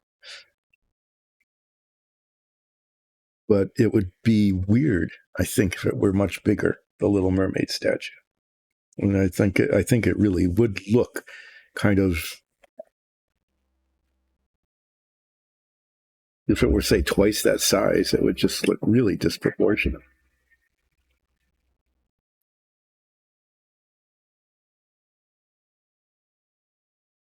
No, it wasn't quite as bad. There were a lot of people crowding around, everybody trying to take a picture with their phone. And that's the weirdest thing. I just have to say that again. If you want a picture of the Little Mermaid or anything else, you can get free even, or in a book, absolutely beautiful pictures taken by professional photographers under great lighting conditions from a great angle. Okay. And so if you're there, maybe you should just look at it and admire it, right? But no, everybody's just looking at it through their phone, or used to be their camera. I've been guilty of that as well, but I think it's just very, very odd. That happened when we had an opportunity once to go to the Louvre, and it's okay. Yeah, we better go see the Mona Lisa, because that's what people do when they go to the Louvre, is they see the Mona Lisa. And so we did. And of course, the room, there's this big line to get in, and the room is totally packed. and nobody's looking at the Mona Lisa. That's not much of an exaggeration, really. I would say hardly anyone was actually looking at the Mona Lisa. They were all holding up their phones, taking pictures of it.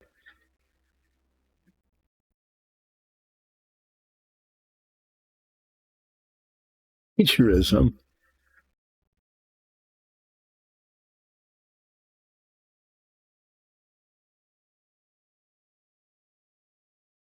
He said that the Little Mermaid was him, or that he had created it. Okay, that's just weird. So he stole the head and they found it. But in the meantime, they made a replica. I hadn't heard that story. It's kind of bizarre. Okay, this color is called leather brown, and it does not look at all like leather. The first time we used it, it was, what in the heck? Why are they calling this leather brown? But if we wash it with an umber wash, it looks just like leather. So this is not going to look very good until it's washed later on.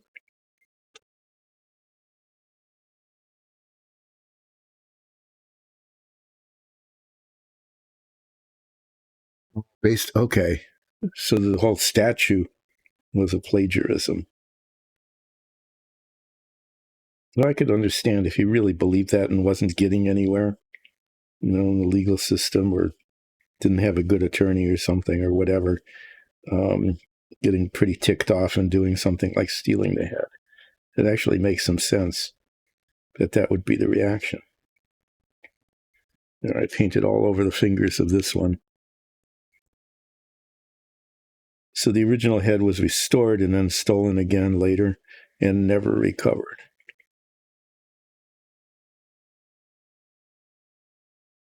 So what we saw was a replica head.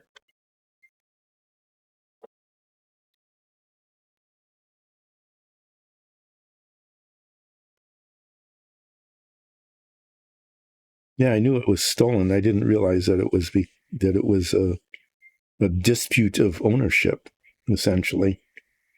It kind of makes sense that would happen as opposed to just a case of just blatant vandalism, which is probably, well, who knows? Who knows where the head is now or why it was taken?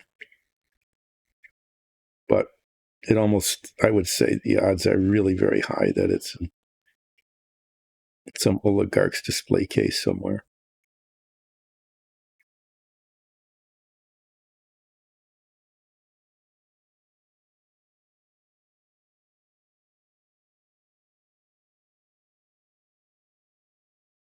This is going to cover. We decided to paint the quivers leather, which is what this will end up looking like, rather than green, which is what it probably should be, because the green doesn't stand out against the rest of the figure.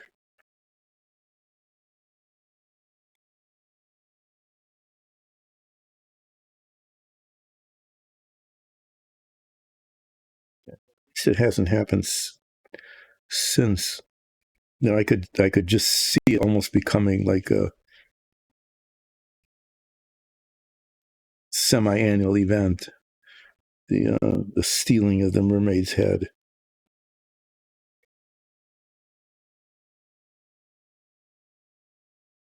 In this country, that could happen.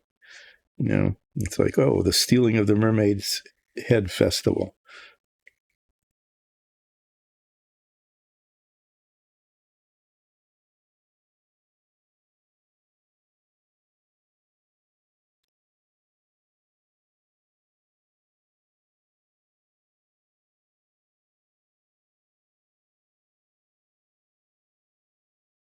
But didn't you have an issue? Weren't the mute swans almost extinct? I think I read that, and that they've just come back, fairly recently through a restoration effort. I know in the U.S. that happened with what they were called whistling swans.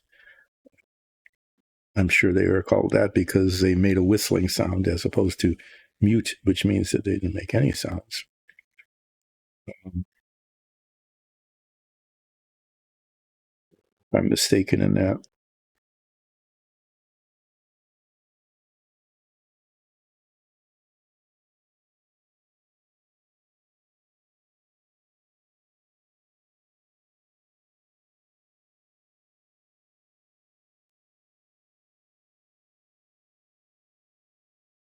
Oh, okay.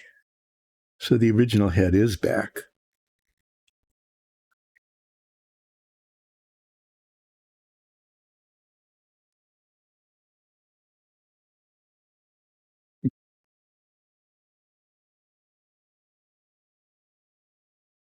Thanks for the clarification.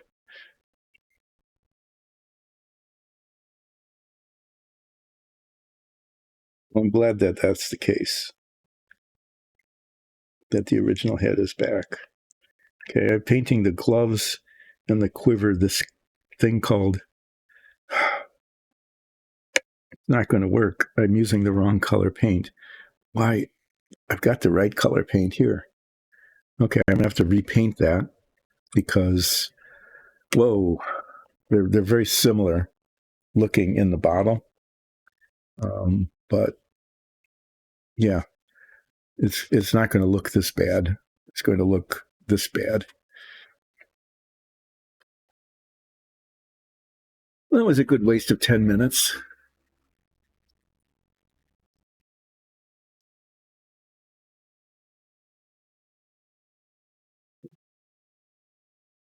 Of course, that I don't know.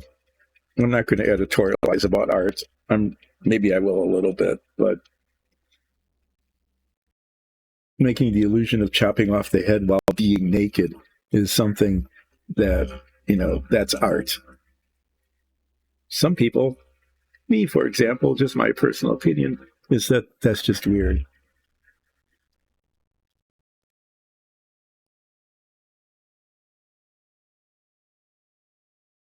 Oh, really? They took the whole statue to China for 3 months?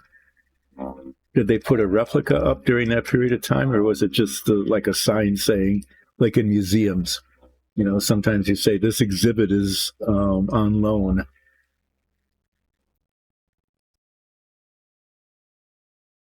Well, at least what is it, bronze? So the orange paint could be cleaned off, but yuck.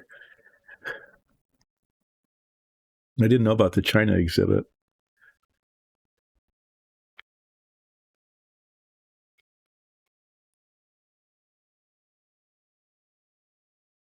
Ah, okay. So it was just, yep. This this exhibit is on loan at the moment. You can't see it.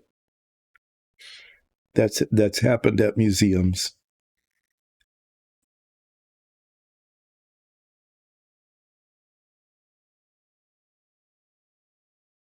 That's when they sometimes museums will, and it's almost worse than just leaving a display case. So they'll put a picture of the object in the display case. This is a picture of the thing that you came to see that isn't here.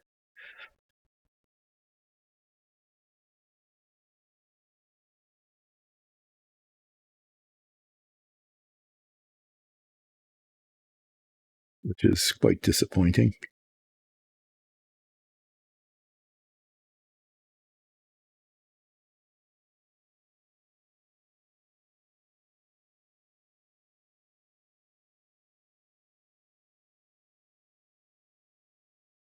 This is where I can be annoyed at the amount of detail. All the fingers are very carefully detailed, and the thumb. Just more stuff to paint around later. Well, this is the correct color, which looks a little bit more leathery than the color I was using, which doesn't look leathery at all. This still doesn't look like leather until it's washed. But it will look better when it's done than the paint that I was using that was the wrong color. That was That was a typical oops, wasn't it? Something that people have seen before. There is a blob. That's the technical term for a chunk of plastic or rosin that shouldn't be there that I didn't clean up.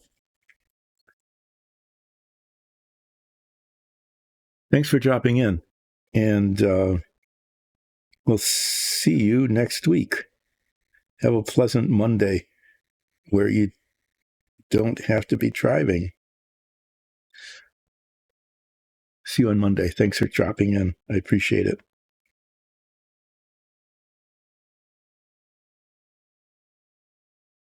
And anybody else, if you haven't seen their YouTube channel, need to do that. Olbrager is a really amazing modeler. Does all sorts of things with all sorts of materials, with all sorts of really cool tools like miniature saws and stuff that I don't have here. And professionally edits their work. It's, this is just very primitive, authentic. That's what it is. It's not primitive. This stream is authentic. That's the tourist equivalent of saying low budget. Cardboard, paper towels, leftover equipment. So yes. So Thanksgiving is this week. And then, that's kind of the story of Thanksgiving. Like, why is it celebrated here in the U.S.? Because the kind of creation myth is that country developed from the landing of the Pilgrims at Plymouth Rock, which has nothing to do with like rock music or anything. It's just a stone. You can still see it. It's kind of under a little canopy. It's just a stone beach that, according to legend, marks the spot where the Mayflower landed. It would not have been exactly where the Mayflower landed, because then the Mayflower would have been beached on the rocks, right? It's the place where the longboats came ashore after the Pilgrim had anchored someplace offshore. It would have been very bad if the ship had landed there. In fact, the Mayflower actually went back. I think some of the colonists, some went back saying, this isn't what I expected. So life in England might not have been all that much fun, but out here is just definitely not fun.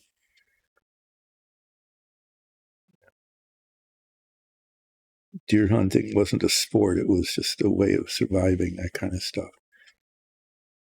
Anyway, I said anyway again. Yeah, the Mayflower went back. A couple of people went back with it. So, the crew went back because somebody had to sail it back, right?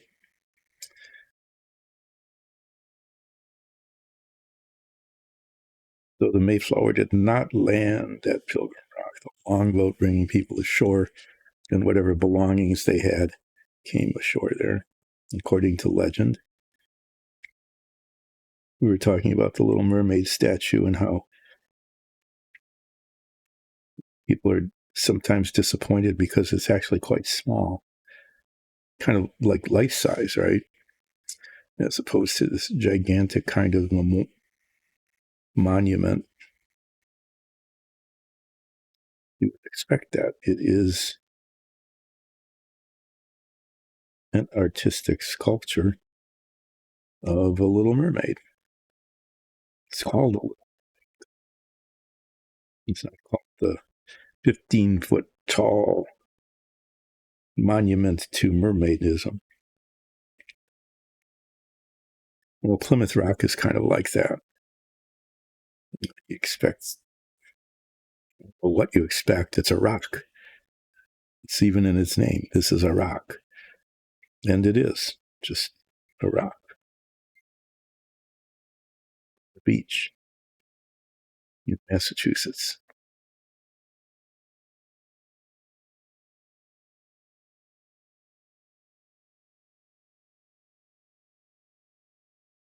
Could be,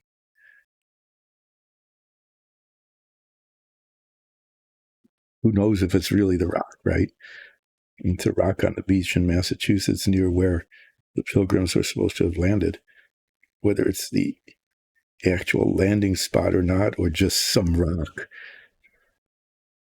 that just happened to be there when they decided to celebrate the landing of the Pilgrims.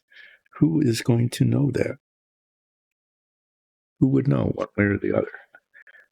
Now that I'm thinking about it, what reason is there to believe that that rock, that is not just a rock? It's the biggest rock on the beach. And this beach is supposedly at least close to where they were supposed to have landed. So this will be the rock.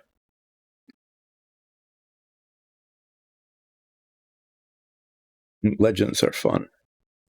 You want them to really be true, and they're sort of true and sort of not true all at the same time.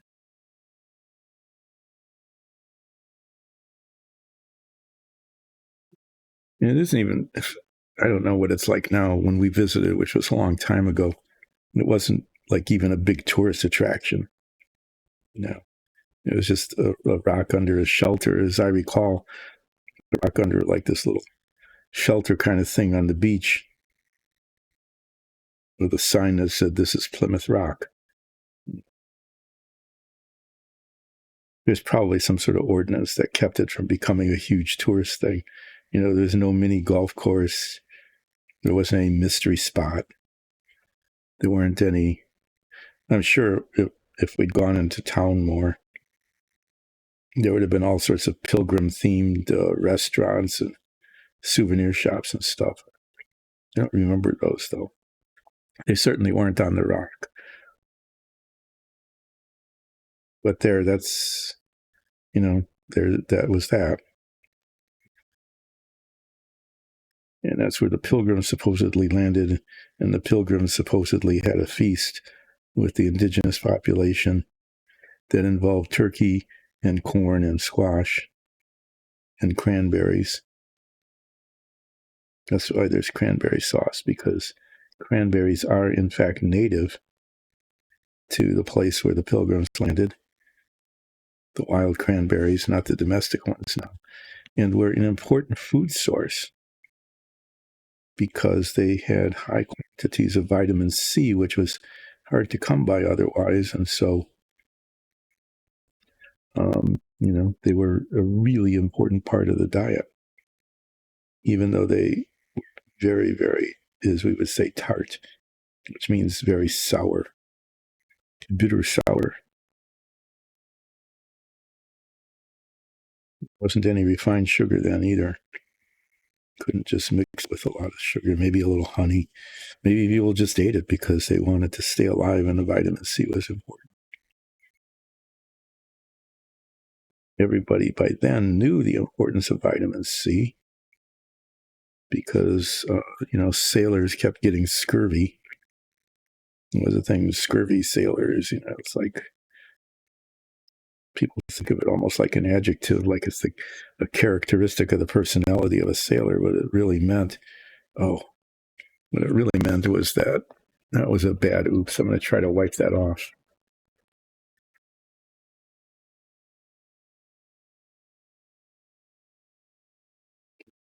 Wiping off was successful. Yeah, scurvy meant you had scurvy, which was not a pleasant thing to have.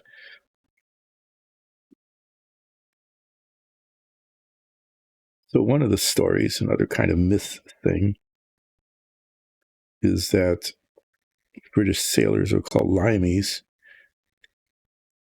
because they ate limes to stave off scurvy. But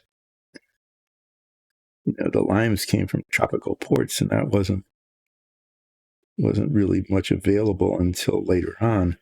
The thing that was really responsible, people will find this kind of laughable, I think. It's like, that can't really be true, but it is. This is a true thing. I'm very sure of that. The thing that kept the British sailors from getting scurvy was sauerkraut, which ends up making a lot of sense, really.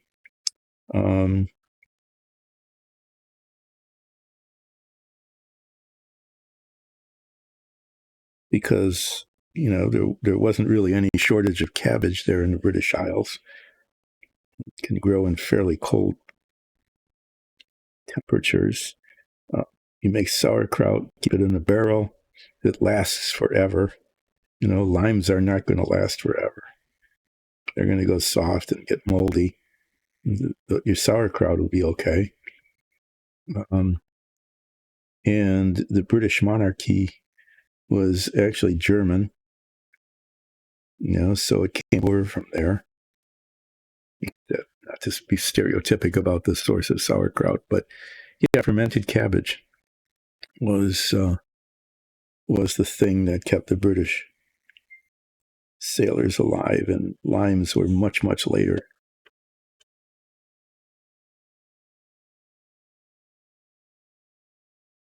But limeys, calling somebody a limey, that's not, I don't know, what would you call them? A crowder? Maybe they did call them that. Yeah, barrels of fermented cabbage are the things that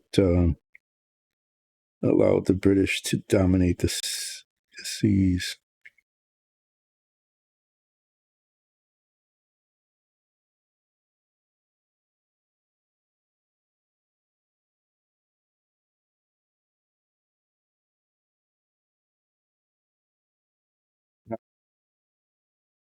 Doesn't go with gin as well. The tonic thing, that was another thing that happened after they were already in the tropics, right? Because the quinine in the tonic was palliative for malaria. Didn't want to have that. That was unpleasant. So the story is then that gin and tonics were invented so that they could get the sailors to, and the colonists and everything to get their quinine down. Because quinine is very bitter and unpleasant by itself. But, if you put it in a liquid and mix it with gin, then it wasn't a spoonful of sugar helps the medicine go down. It's like a spoonful of naval strength gin will help the medicine go down. That's almost a story that could be believable. So why did I get onto that? Because I was talking about the Mayflower going back, and British sailors and scurvy, and cranberries. Because cranberries have vitamin C, which is really important to have in your diet. And if you're eating corn and squash, you're not getting a lot of it. But you do if you eat cranberries. And so those being native to the place where the Pilgrims landed in Massachusetts almost certainly was part of their diet. Even though they didn't like it, they were probably convinced by the indigent population that they should eat it, otherwise they would get sick.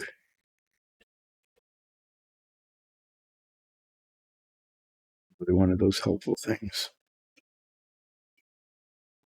Heard all sorts of stories growing up about the pilgrims and the native populations and how they got along or didn't get along. Almost none of which were probably true. Hi, Enforcer. Thanks for dropping it. I appreciate it. How are you doing? Are you getting closer to getting a game started?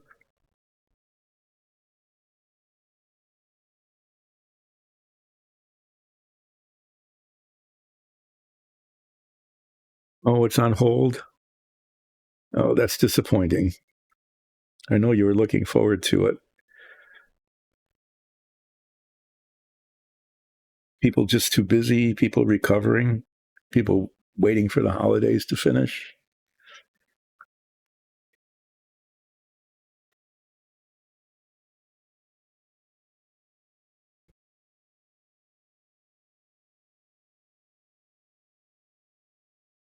Painting gloves.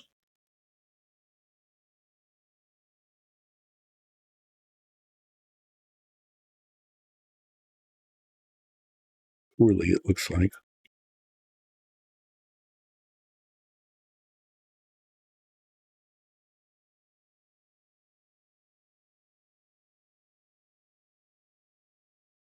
Just to remind everybody, so I'm getting closer to the wrapping up time, that I will not be streaming on Wednesday and Friday this week because of the Thanksgiving holiday thing. And I need to help participate in the preparing of and cleaning up after the event. And also everybody else is going to be busy. I know some folks join in from Europe and even Asia, and they'll go, what is this Thanksgiving thing? It's just a really big deal here in the U.S. where, historically it's supposed to be related back to the arrival of some colonists back in 1620, but is basically now an excuse to eat and drink too much and hang out with family, for better or worse. Sometimes that hanging out with family turns out to be a really fun thing, and sometimes it's stressful. But there it goes.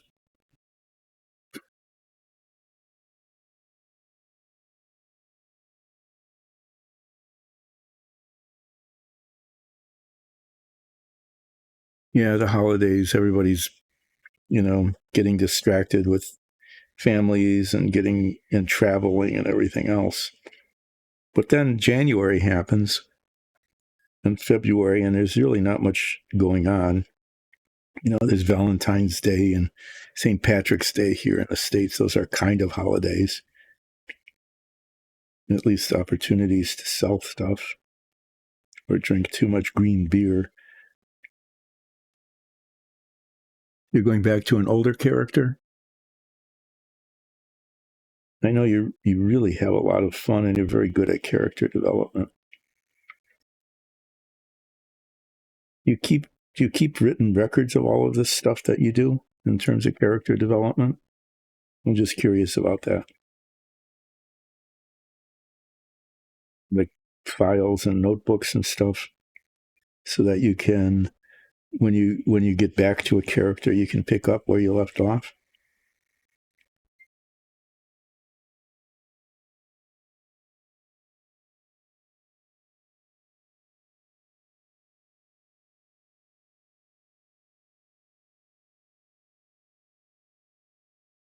I was just looking at this and detecting flaws, trying to decide whether they were flaws that needed to be corrected, but it's under the arm and no one is ever going to see that, especially on camera. So I'm going to be not worried about it.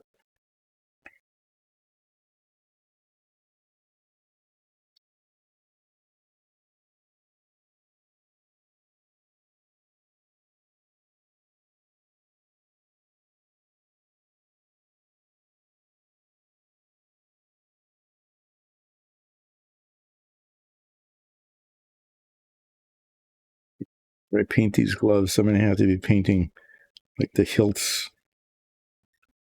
of the swords and the bows and everything around them.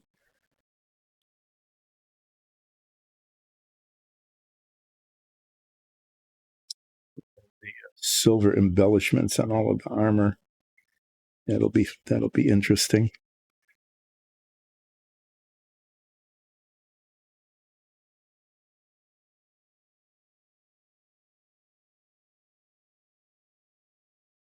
Careful do I have to be?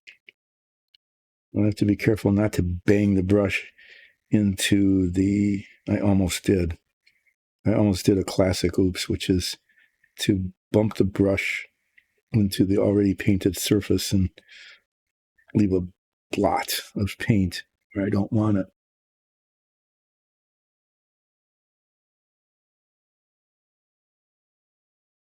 I'm just reading this.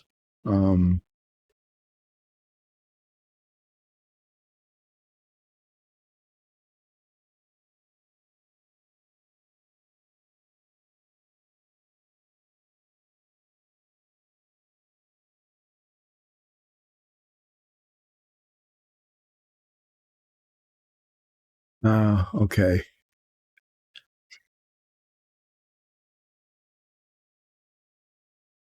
So that older character was in a game that, as you said, other players kind of retired theirs from that same game. So is that how the game ended? The destruction of the realm?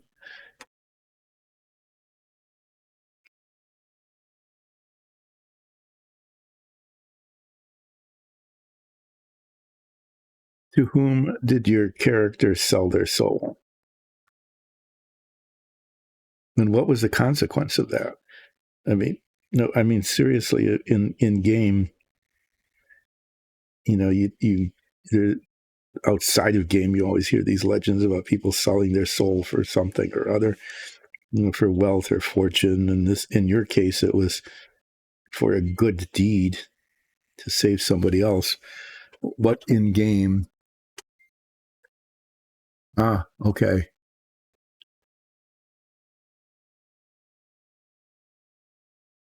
Wow. Level 19 makes you had godlike powers at that point.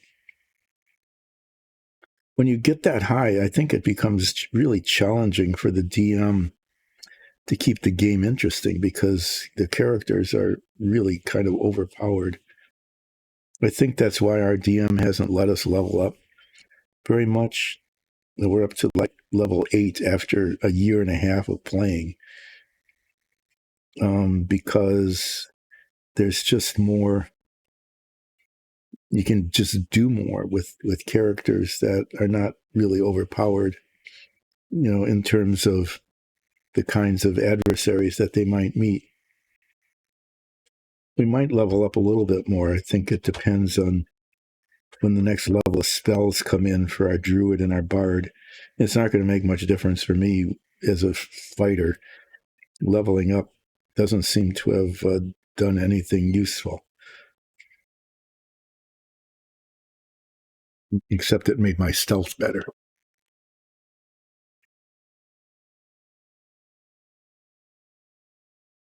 That's a fun feature of the game early on, because I was wearing kind of heavy armor.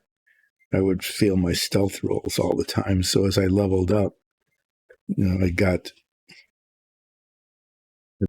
I put all my points into stealth. So I now have not just proficiency, but I have expertise in stealth. And even though I'm wearing plate armor, heavy armor, and then I purchased or acquired a boots of elven kind, which gives me a bonus to stealth as well. I am now the stealthiest member of the party, which is, everybody just kind of laughs at that because it is kind of funny. I'm a furbog fighter, so I'm 8 feet tall and I weigh like 300 and some pounds, and I'm wearing heavy armor, and I'm the best sneaker that there is in the whole party. I got a half hour left. I'm going to, these guys are going to have to dry now, just a little bit. But even though there's only a half hour left, I am going to take a 5-minute break for biological reasons. And I'm not even going to put the break thing on. I'm not going to be gone long enough to even bother with that. So just admire paint drying in silence here, and I'll be back in just a couple of minutes.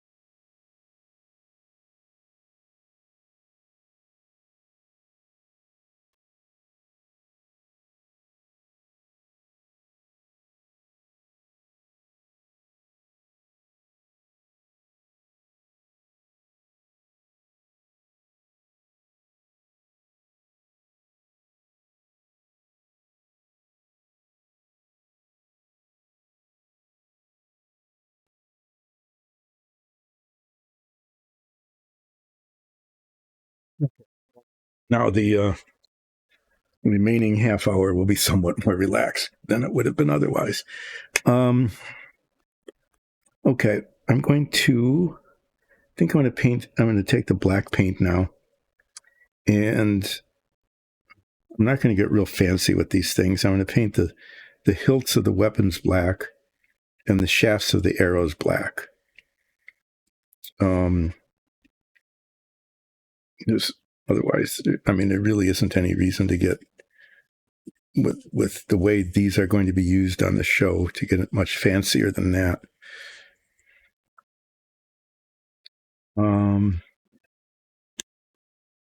I can't remember this.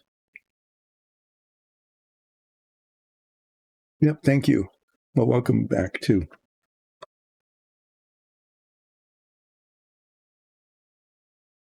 One of these two colors is flat and the other one is glossy. And for the life of me, I can't ever remember which is which. So I have to look at my color chart. Hi, Oli. Welcome back.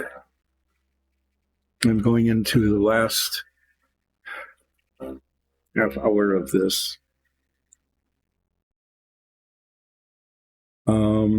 Well, these are getting closer to being done.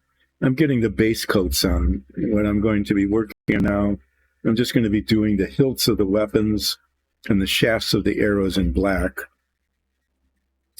Then I'm going to paint the bows, what's called flat earth, and then I'll be washing them.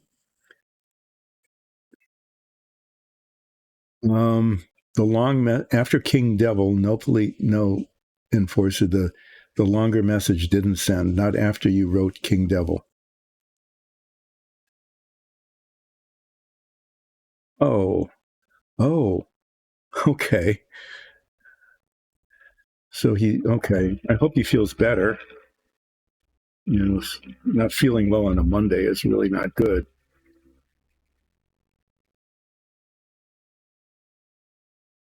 So I'm sorry, Enforcer, you'll have to break that up if you send something after King Devil. But if your characters were at level 19, that's getting to the point where they become almost invincible.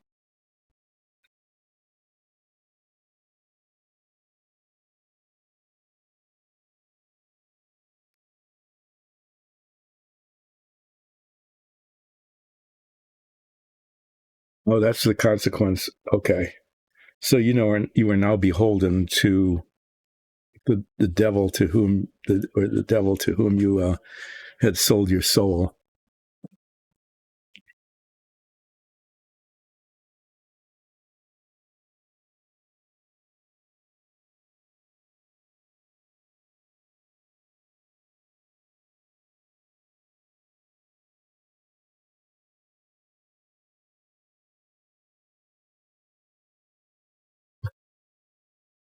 Oh, okay.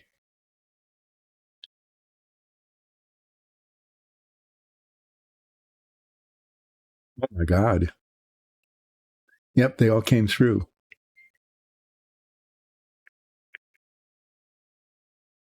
Well, that's too bad. So the DM had a way to end this game that had been going on for over 5 years, but some of the players didn't like it.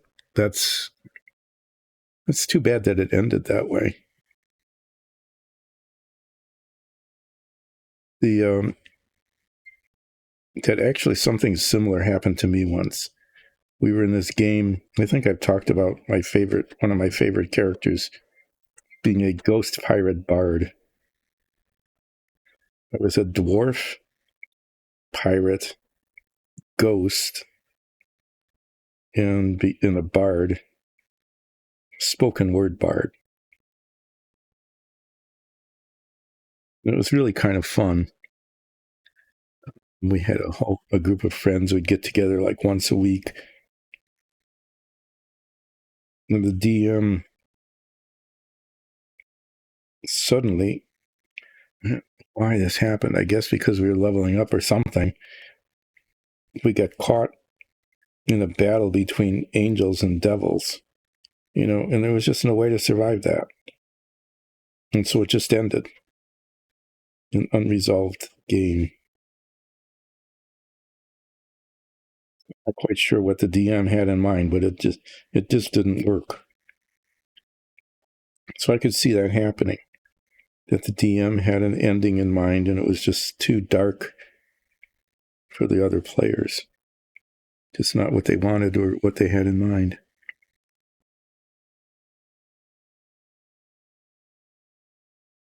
Mm-hmm. 2 sessions and the world would have ended, basically. But maybe it was okay. I mean, maybe it was okay that the players just said no.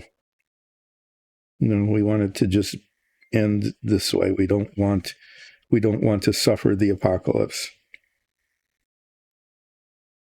I don't know what would have happened if we kept doing our game like that.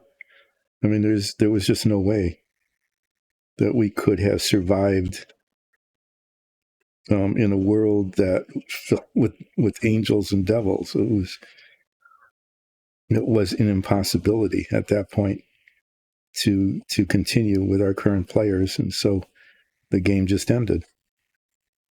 And we all just never got back together again. Never knew what the DM was intending. But by that point, so was everybody really like invested in their characters?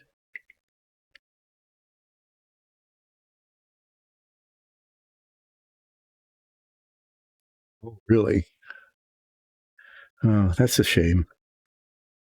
Yeah, at least our party, we ended on friendly terms, but it's just really a shame when you got to have a game going and that the players, not the characters, the players become problematic. So I'm sorry that that happened.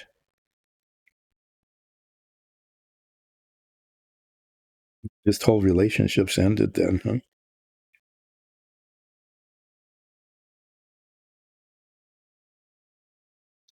So is there still a chance that you might get the game going again? Um, after you get through the holidays, things kind of settle down after New Year's, that kind of thing.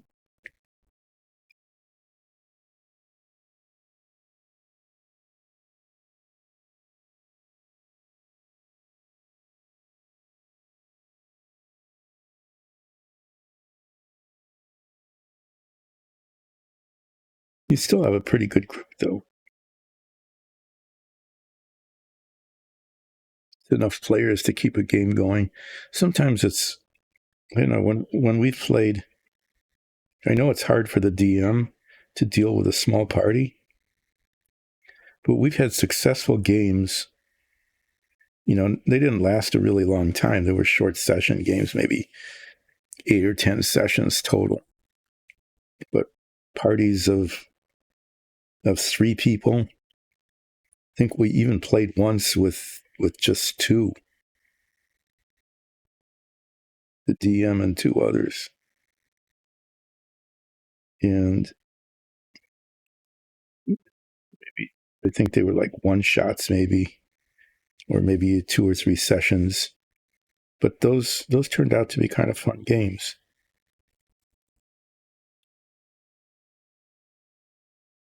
So it sounds like you still got a core group together that can get together and have fun playing.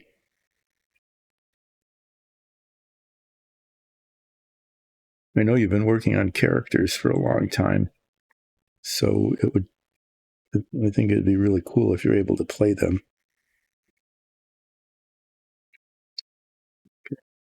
Oh, right. This happens right near the end. I almost, just the way I laid these things down, I almost smashed one. Setting the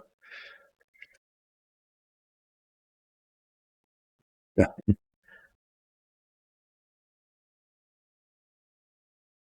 I don't know when these things are supposed to be done. Missing a couple of days means not painting. One thing I'll just mention again, because I won't be streaming Wednesday and Friday because of the holiday. If the DM really needs these figures for the show, there's a possibility that they might be finished off stream. That either I or somebody else will finish them up kind of in between events over the weekend. I don't know if that's going to happen or not. I really don't, but I just want to mention it in case you come back on Monday and you say, where are the Tashir'anun elves? And I would have to say, well, they were needed for the show, and so they got finished. They got finished off camera. That's not real likely, but it is a possibility. I just wanted to mention. Sorry, I will look up at chat in just a bit. I'm trying to figure out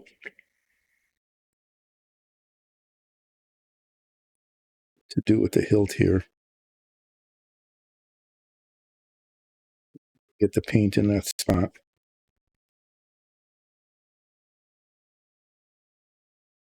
And rotate the model to find the spots that didn't get painted at all. There's always that.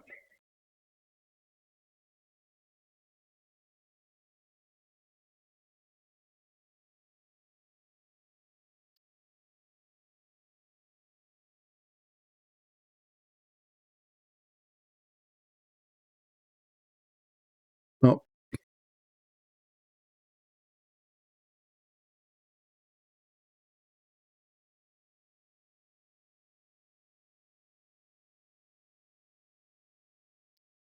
Okay, so everybody else really kind of retired their guys. So when you start again, you're going to be starting with new characters. I decided here, this part of the hilt, I'm just going to paint it too far and deal with the boundary line when I paint the blade, because it's not really clear from what I'm looking at where that is.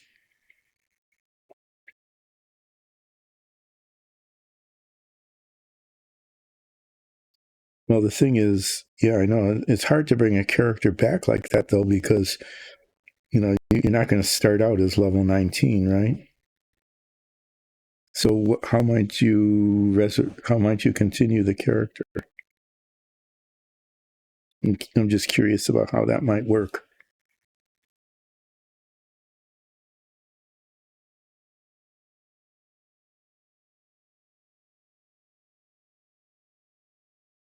Ah,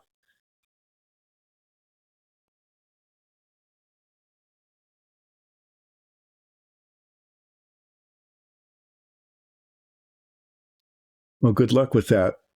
I hope you have a good sale, and we'll see you a week from today then. Thanks all.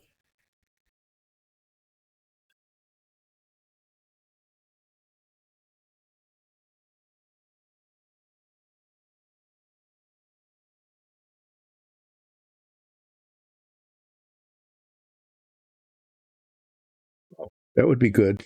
That actually is a good idea if the DM is willing to play into that. Because if you have a character you really like, why not have you can do that. You can have a reset like that in time and space. That can happen. Keeping in mind that temporal magic is a dangerous thing. Okay, well, those went okay. Not great, but okay. But they're actually starting to look like something now. Okay. I mean, you can see that they're actually starting to look like, okay, figures. The melee weapon hilts are probably going to be more difficult than the arrow shafts. I'm not sure. We'll see how that goes. Running out of time. But I paint way too slowly.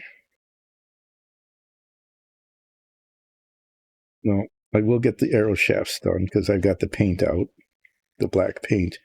I'd like to be able to paint the arrows. Not the arrows, the bows. I'd like to paint the bows as well. I'm not sure I'm going to have time for that. I probably could go longer. Maybe I will, because I'm not streaming later.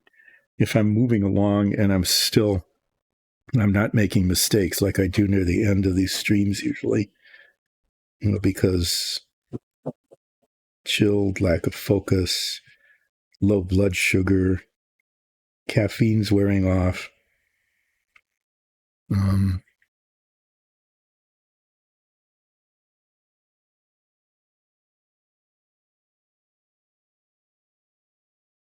That's when I usually start really making a mess of things. But if I'm not making a mess of things, I might just go ahead and paint the bows. Just like the other one, I'm going to paint the hilt onto where the blade is going to go, and then deal with the boundary line when I paint the blade, because it's just not clear where it is. I'll have to just make it up when I paint the blade at a location that looks okay.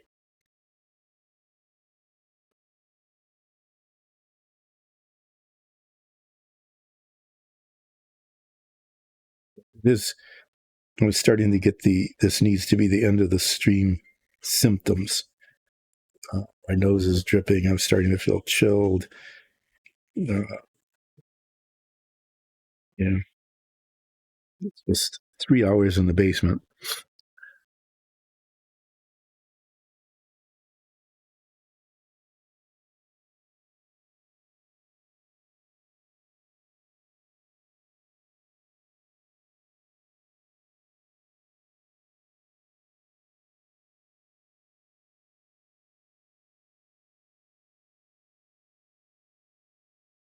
Okay, well, this is looking okay. Let's see how I do on the arrow shafts. I'm not, well, okay. The arrow shaft goes here, and then the real challenge is doing the fletching or the feathers.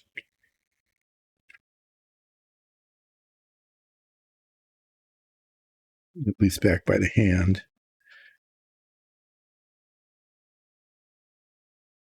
Just say that none of this is simple.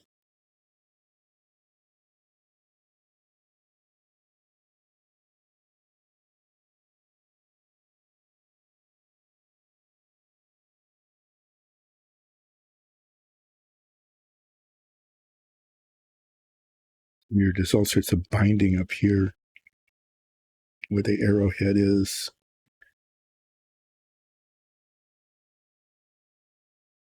I'm not quite sure what to make of that, what the intent was in terms of the design. It looks like it's just kind of like leather wrapping to hold the arrowhead on. But I'm just going to paint it black because it's not going to really be visible, and it doesn't make a huge amount of sense to me.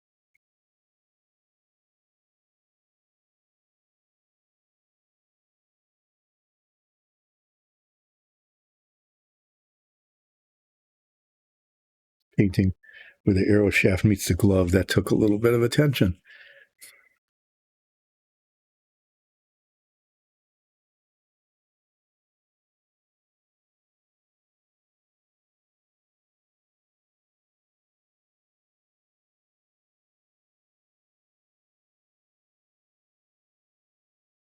You know, I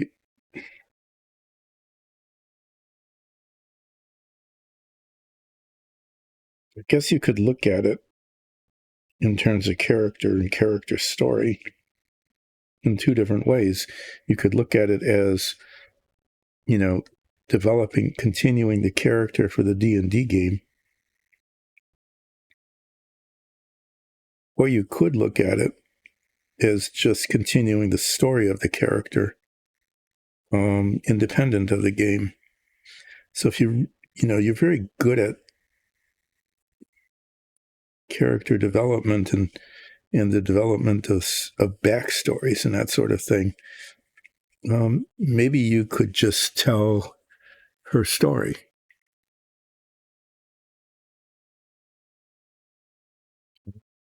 And you could even do it in the context of the other characters. You could put them into the story as well. Just a thought. If that's something you could do, is consider it to be a tale that you're continuing.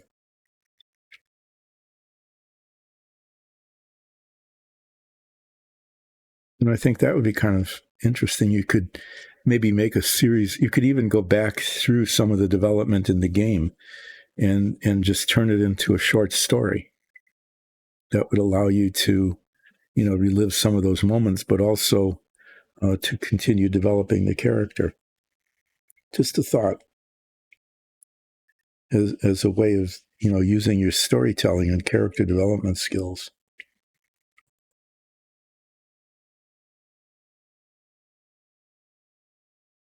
Would be a fun thing to do.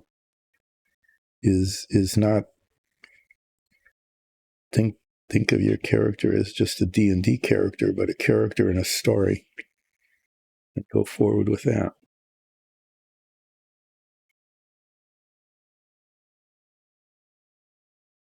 And I think that's actually I think other people have done that, where they've used the opportunity to have developed a character, but then presented it later on as elements of a story.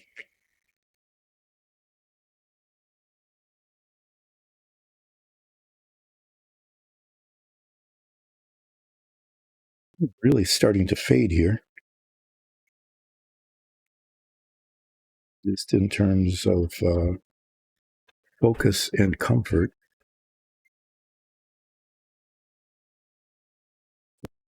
Getting the arrow shafts done for sure, but I'm not sure if I'm going to be able to move on to do the bows or not.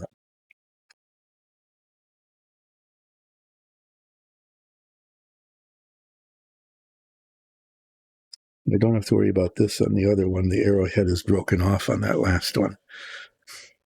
And I'm not going to fabricate a replacement, even though that would be the right thing to do. Oh, yeah, what did I miss? I missed the very, very top. I should check the other models. Oh, man. I just saw a spot that I totally, completely missed. I hope maybe this brown paint is still working. I can get a little on here, right at the top of the quiver.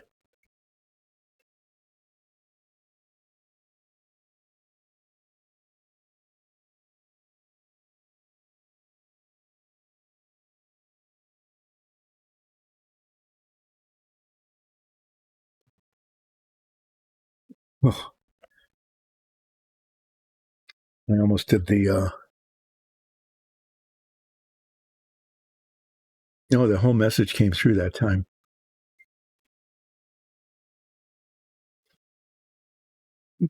Yeah, I was saying that, if you want to keep the character alive. Oh my. This one just didn't come. This one was not printed that well. The arrow shaft doesn't line up with the feathers back here, and the arrow point is missing. But in the show, that isn't going to show. That isn't going to be noticeable. I'll just paint an arrowhead on the end of it. But I was just, it's kind of interesting that sometimes the prints don't come out quite right. But in this case, the missing parts are not really very noticeable. So I was just, speculating that maybe what you can do is turn your characters into a short story and tell the tale, including the early development, using what happened in your campaign as kind of the, an outline or some of the content of the story.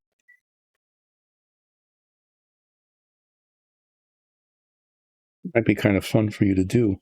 And also it could result in a real interesting, it could be really interesting at the end. You might end up with a really cool story. Color to paint the feathers.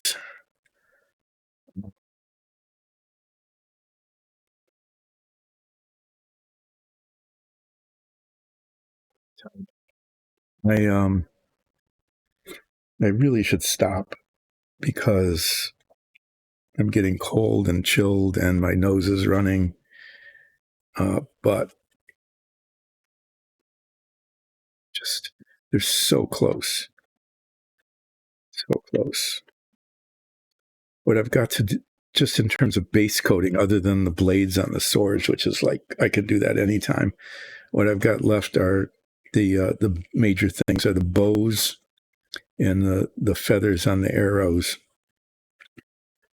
And it's going to take like another half hour to get those done at the rate I'm going. And I'm not sure I can. Yeah, see if the DM would give you permission to do that. Maybe the DM would let you write a story. Maybe the DM would really be interested in the story.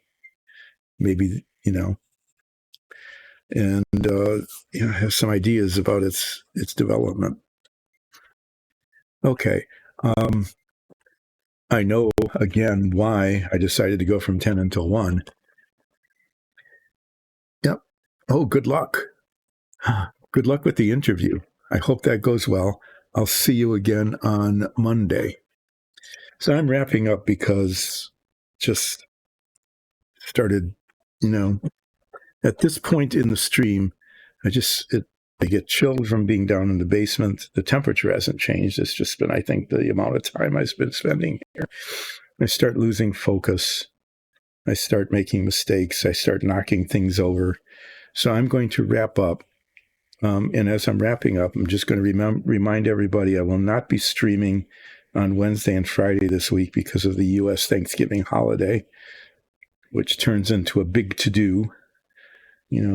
Friends and relatives visiting on Thursday for a feast of turkey, of course, and all of the other stuff, stuff of breading, green bean casserole, squash, homemade dinner rolls, like way too much food. So everybody gets to take leftovers home. That's part of the tradition as well.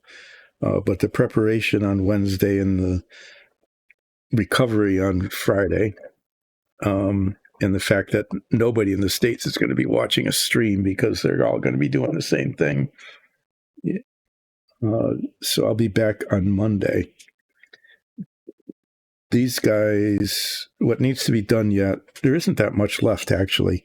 I need to paint the feathers on the arrows. It's pretty detailed. The bows.